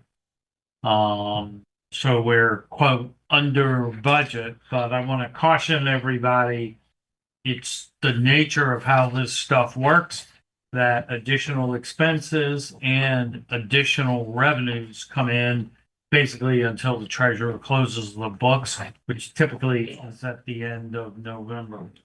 As of the 31st of January, Actual spending stood at 140.4 million, but we've got encumbrances or planned spending of an additional 7.4. Bottom line is we've got about 13% of the 25 budget to spend. So seems like good news, right? Yes and no. There are two kind of deficits or surpluses to worry about. One is actual spending and actual revenues as they relate to how much we budgeted. We're coming in under. But the other, probably more important one, is what the treasurer calls the cash deficit. What is our actual spending expenses and how does that relate to our actual revenues? As it stands right now, we have a bit of a deficit, approximately, as of the end of last week, about $7 million. That's not as frightening as perhaps it sounds because each year we typically appropriate something from the fund balance to cover that. So we'll be in balance at the end of the year.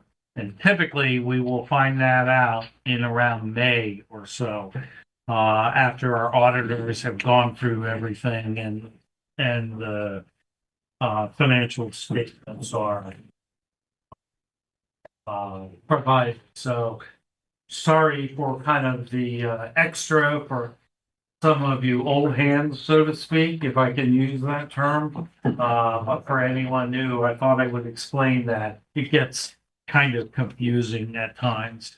In terms of our workforce, basically in 25, it looks like we hired 205 people to basically cover vacancies.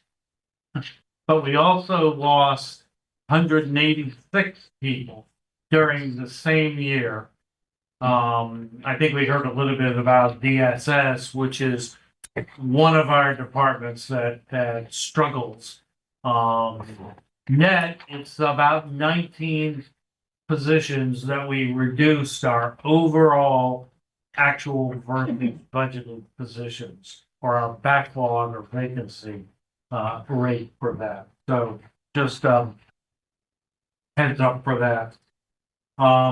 In 25, we spent almost all of the contingent account, and it may end up going a little bit over as the year progresses for 25 or as the other bills come in, right? So, but for this year, 26, we've already spent $15,000 out of contingent. There was quite a bit of questioning on that in the relevant committee, and it was a legitimate thing to do, but still, that leaves $1.7 million left in contingent. And this is one of the reasons why you've heard a lot of discussion about 730s, because try as we might to plan for that, it's exceeding what we need for that. So that's basically the main update of the report. I do want to alert you to a project we are working on, which is developing a comprehensive list, analysis really, of the full range of mandated programs on the county. This is far larger than what we always talk about, like 730s or even the Medicaid concerns. For instance, we're mandated to have a jail, but not a road patrol. We're mandated to have a district attorney. And we're putting together a piece so you can see those costs, the revenue that sometimes is associated with that, and the local cost. And we're going to try to do some trend work from recent years so you get a sense of whether things are getting worse, which it feels like every day or holding the same or maybe even getting better. Probably not the last, but we're gonna make sure we can nail that down. Our budget analyst, Dayrellis, Idogan is doing that for us. And, I'm hoping we will have something to present at the February admin, which I think is on the 19th. And that's pretty much, the highlights for the county administrator report. Are there any questions? Thank you. Hearing none. We want to. Do we have any special reports? We want to do the consent agenda.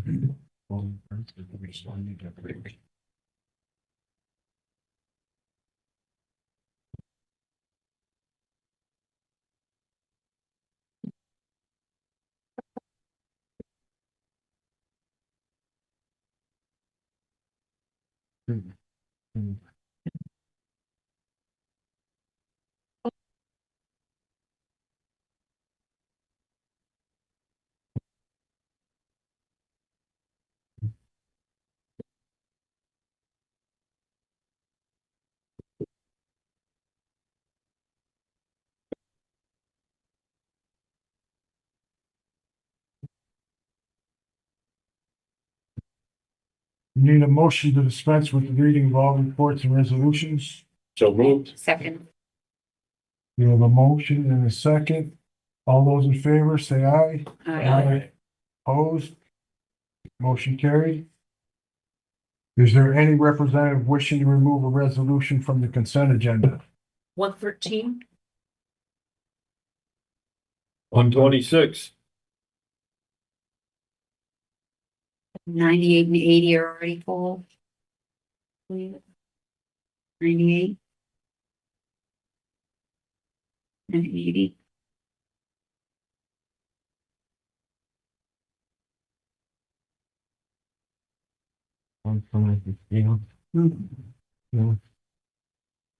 Any others?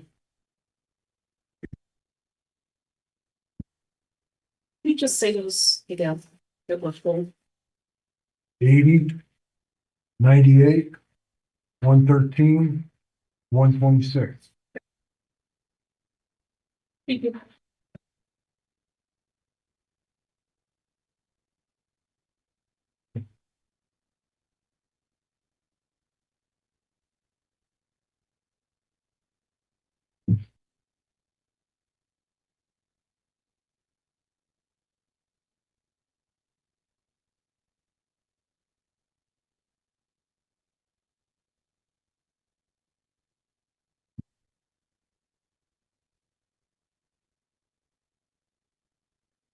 We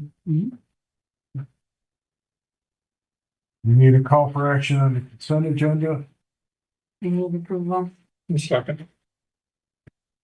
We have a motion and a second. Roll call vote. Frazier, Aye. Powers, Aye. Brackway, Aye. Hinchey, Yes. Kennedy, Mickle, Burley, Aye. Marietta, Yes. McCarty, Aye. Wilbur, Aye. Mendez, absent, Martini, Clapperton, Lucille. Yes. The consent agenda, 93 ayes, 0 noes, 7 absent, no abstentions. Consent agenda is adopted.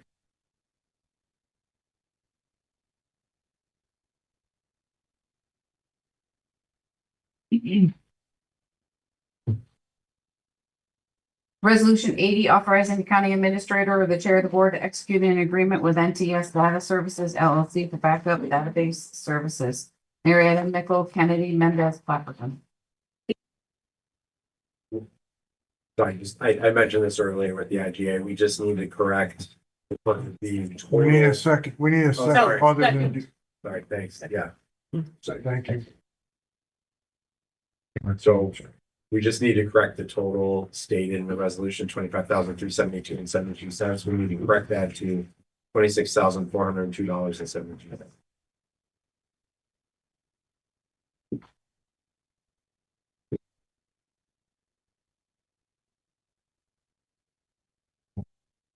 You mean, We need a second on the amendment. Second.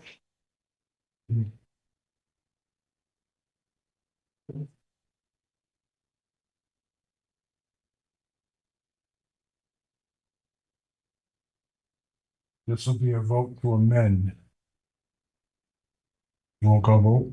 Frazier, Aye. Powers, Aye. Brockway, Aye. Hanchey, Yes. Kennedy, Mickle, Burley, Marietta, Yes. McCarty, Aye. Wilbur, Aye. Mendez, absent, Martini, Clapperton, Aye. Basile. Yes.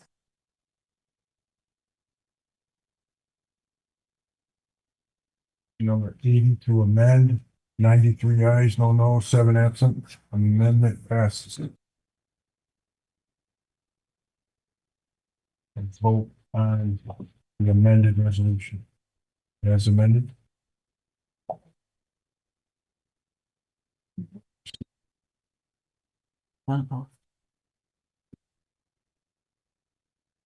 We need a second on the amendment. Second, Thank you. Resolution number 80 as amended. Roll call vote. Frazier, Aye. Powers, Aye. Brockway, Aye. Hanchey, Yes. Kennedy, Mickle, Burley, Yes. Marietta, Yes. McCarty, Aye. Wilbur, Mendez, absent, Martini, Clapperton, Yes. Basile. Yes. Resolution 80 as amended, 93 ayes, no no, 7 absent, no abstentions. Is adopted.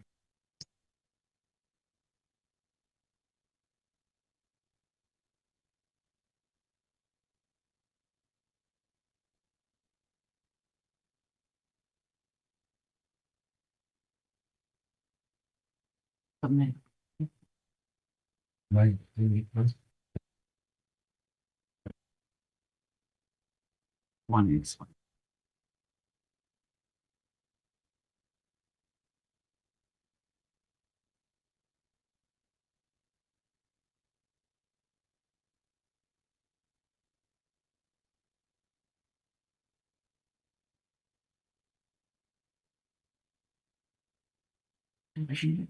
Yes. Okay.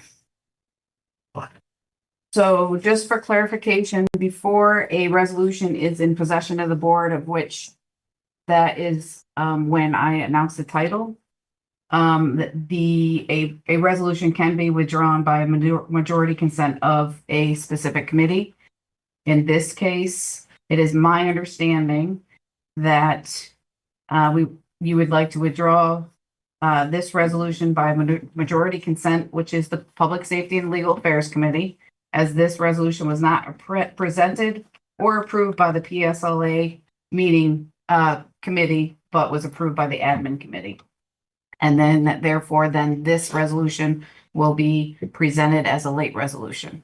Which one is that? 98. Rural law, public defender. And it's late B. So you had a meeting this morning to approve such, right? Got it, okay.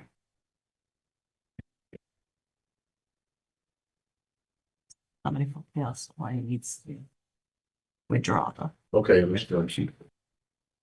Someone from PSLA needs to withdraw this. So I have a quorum. Everybody agrees to withdraw? In favor? Aye. Opposed? I mean, I'll make the motion to withdraw it. Okay. Okay, I'll second. Okay.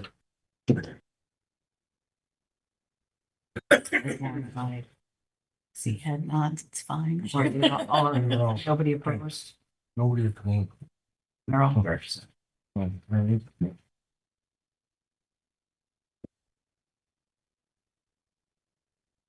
So resolution 113 is going to be the same situation? Yep.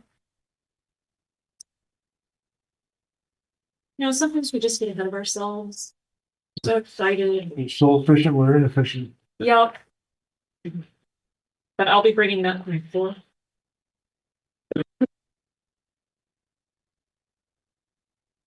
What do you need? You all need to nod and wave your hands.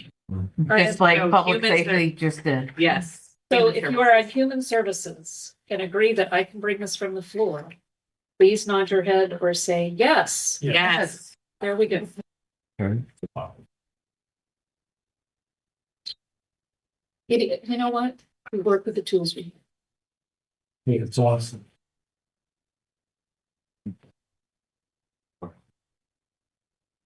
Resolution 126, amending resolution 59-2026-0107, adopting a local law creating an exception to residency requirement for county attorney in the county of Otsego. Kennedy, McCarty, Wilbur, Martini, Marietta, Dean. Second. You- Oh, Yeah. I can't. You can. Nobody said. I'll second. I mean, somebody. Represent Brockwood, I can't. sometime. For those that are catching on to why. Yeah. Can't be on the committee. That or has some of the off that. The second. Was Ben second? Yeah. I wanted to pull this for the same reason I didn't support it in admin in last month, because there's a law that says you can hire outside of the county if you can't find somebody in the county, and I still feel we should at least try to find somebody if it's in the county. So I'm not gonna vote on it. That's the only reason. Did we not vote on this last month? I think we did, but We didn't have one. it showed up again. Only in that? I thought we voted that at the board. We did. We did. And there was an error, and I brought it to admin for informational purposes. There was an error with the date. Got it. So we, instead of putting January 2026. No, we that's put fine. I January just thought I was 2025. losing my mind. So we put it back in so that we could, I think you just wanted to hear me say it twice. so That we, needs to be true, so we could have the board vote. but not on this. To correct, and Yes. also the, your. Okay. Well, we'll do it again. Okay, so it was an error on the date. That's fine. I just thought it You're was not- like. That was Monday. That was, yeah. Oh, man. So Hey, all the comments were good on that? Thank you. Roll call vote. Frazier, Aye. Powers, Aye. Brockway, Aye. Finchie. Yep. Kennedy, I, Mickles. no, Burley, Yes. Marietta. Yes. McCarty, no. Wilbur. Aye. Mendez, absent, Martini. Aye. Clapperton, Aye. Basile. Yes. Resolution 126. 78 ayes, 15 noes, 7 absent, no abstention. 26 is adopted.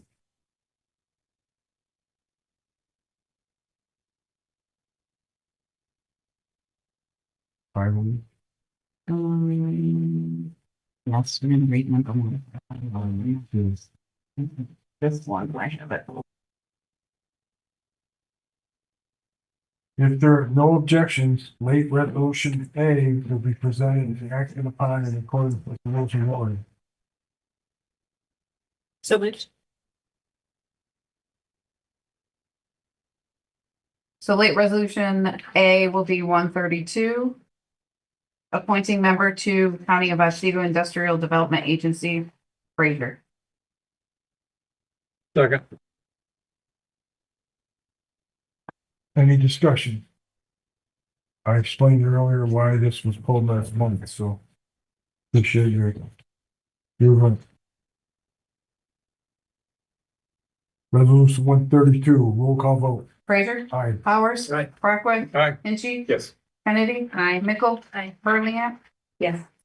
Marietta. Yes. McCarty, Aye. Wilbur. Aye. Mendez, absent, Clapperton, Basile. Yes. Resolution 132, 93 ayes, no noes, 7 absent, no abstentions. 132 is adopted.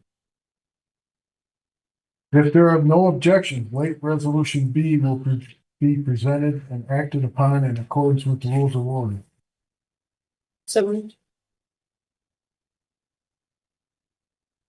So Carol has in my directions that I read that, the clerk of the board will read the title, and then we get a second. Oh.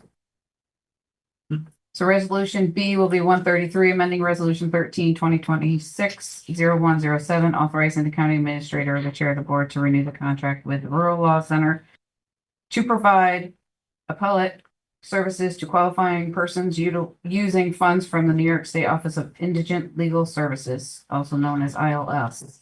Wilbur, Mickle, Powers, Burley, Basile. Second. Discussion.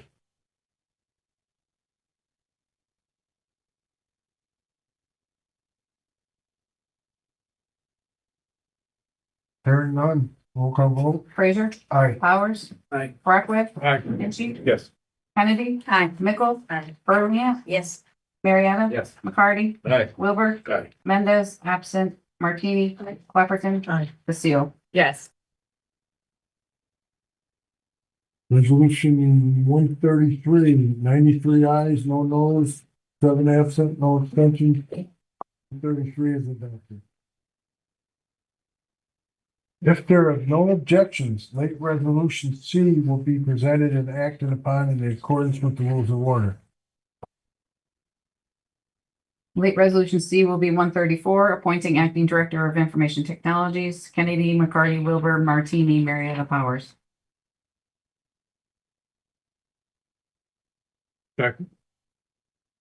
Thank you. Discussion.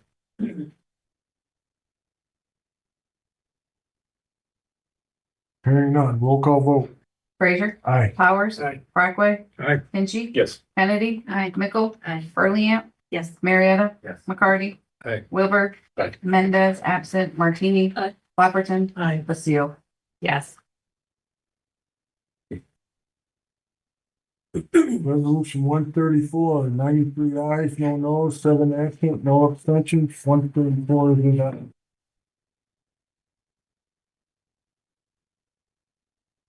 If there are no objections, late resolution D will be presented and acted upon in accordance with the rules of order.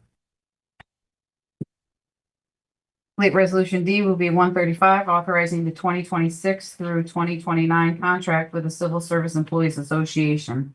Kennedy, McCarty, Wilbur, Martini, Marietta, Powers. Second. Register. Any discussion? Hearing none, roll call vote. Frazier, Aye. Powers, Aye. Brockway, Aye. Inchi, Yes. Kennedy, Mickle, Burley, Aye. Marietta, McCarty, Aye. Wilbur, Aye. Mendez, absent, Martini, Clapperton, Basile. Yes. Resolution 135, 93 ayes, no noes, 7 abstentions, 7 absent, no abstentions. 135. Thank you. You are welcome, sir. Well, thank you. If there are no objections, late resolution E will be presented and acted upon in accordance with the rules of order. Late resolution E will be 136, adopting a gender-based violence and the workplace policy. Kennedy, McCarty, Wilbur, Martini, Marietta, Powers. Second.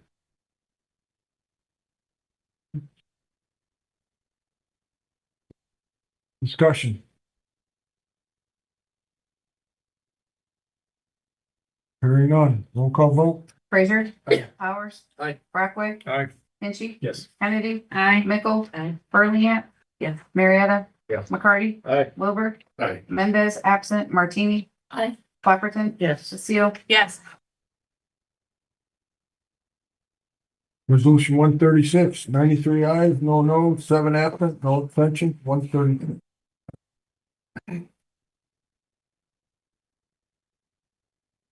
If there are no objections, late resolution F will be presented and acted upon in accordance with the rules of order. Late resolution F will be 137, authorizing county administrator or the chair of the board to contract with Gervin and Ferlazzo, PC, as labor counsel for Otsego County. Kennedy, McCarty, Wilbur, Martini, Marietta, Powers. Second.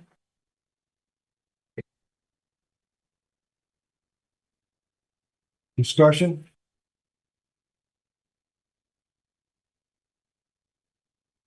Hearing none, roll call vote. Frazier, Aye. Powers, Aye. Brockway, Aye. Inchi, Yes. Kennedy, Mickle, Burley, Marietta, Yes. McCarty, Aye. Wilbur, Aye. Mendez, absent, Martini, Clapperton, Yes. Basile. Yes. Resolution 137, 93 ayes, no nos, 7 absent, no abstentions, 137. Board Chair Frazier, I would like to bring a resolution from the floor authorizing the Otsego County Community Services Department to pay New York State Office of Mental Health for the hospital services for incompetent persons. This was in your packet. There was just kind of a procedure error. Nothing really was changed.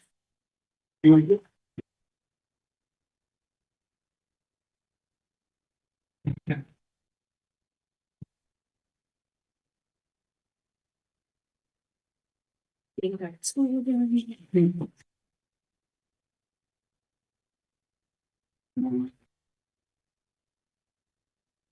I'm going to assume that's have it. Yes, thank you. Yes, no? Yes, ma'am. Thank you. Anyone in Gallon?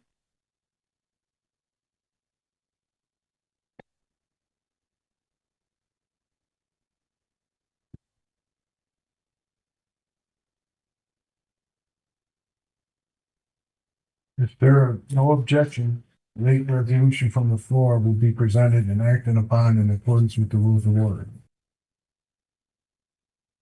From the floor, A will be 138, authorizing the Otsego County Community Services Department to pay New York State Office of Mental Health for hospital services for incompetent persons, Martini. Second.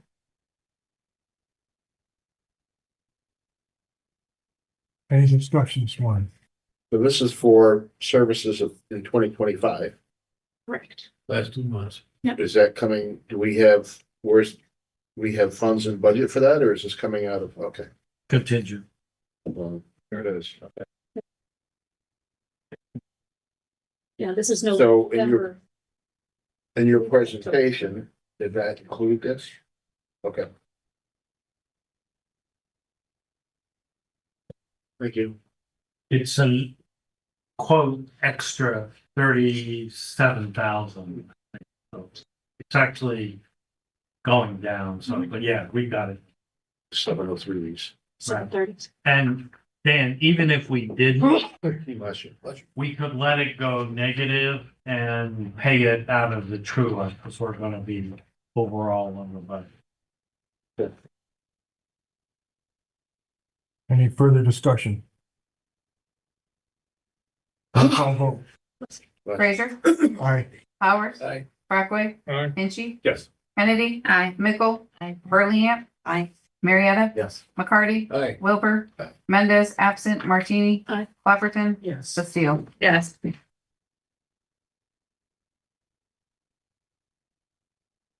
Resolution number 138. 93 ayes, no nos, 7 absent, no abstention. Resolution 138 passes.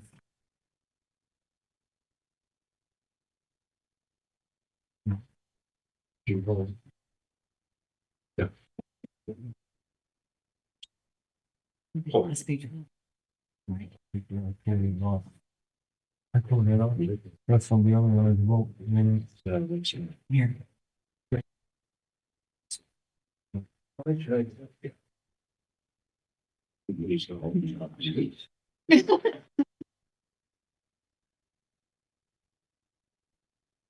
Is there any unfinished business today?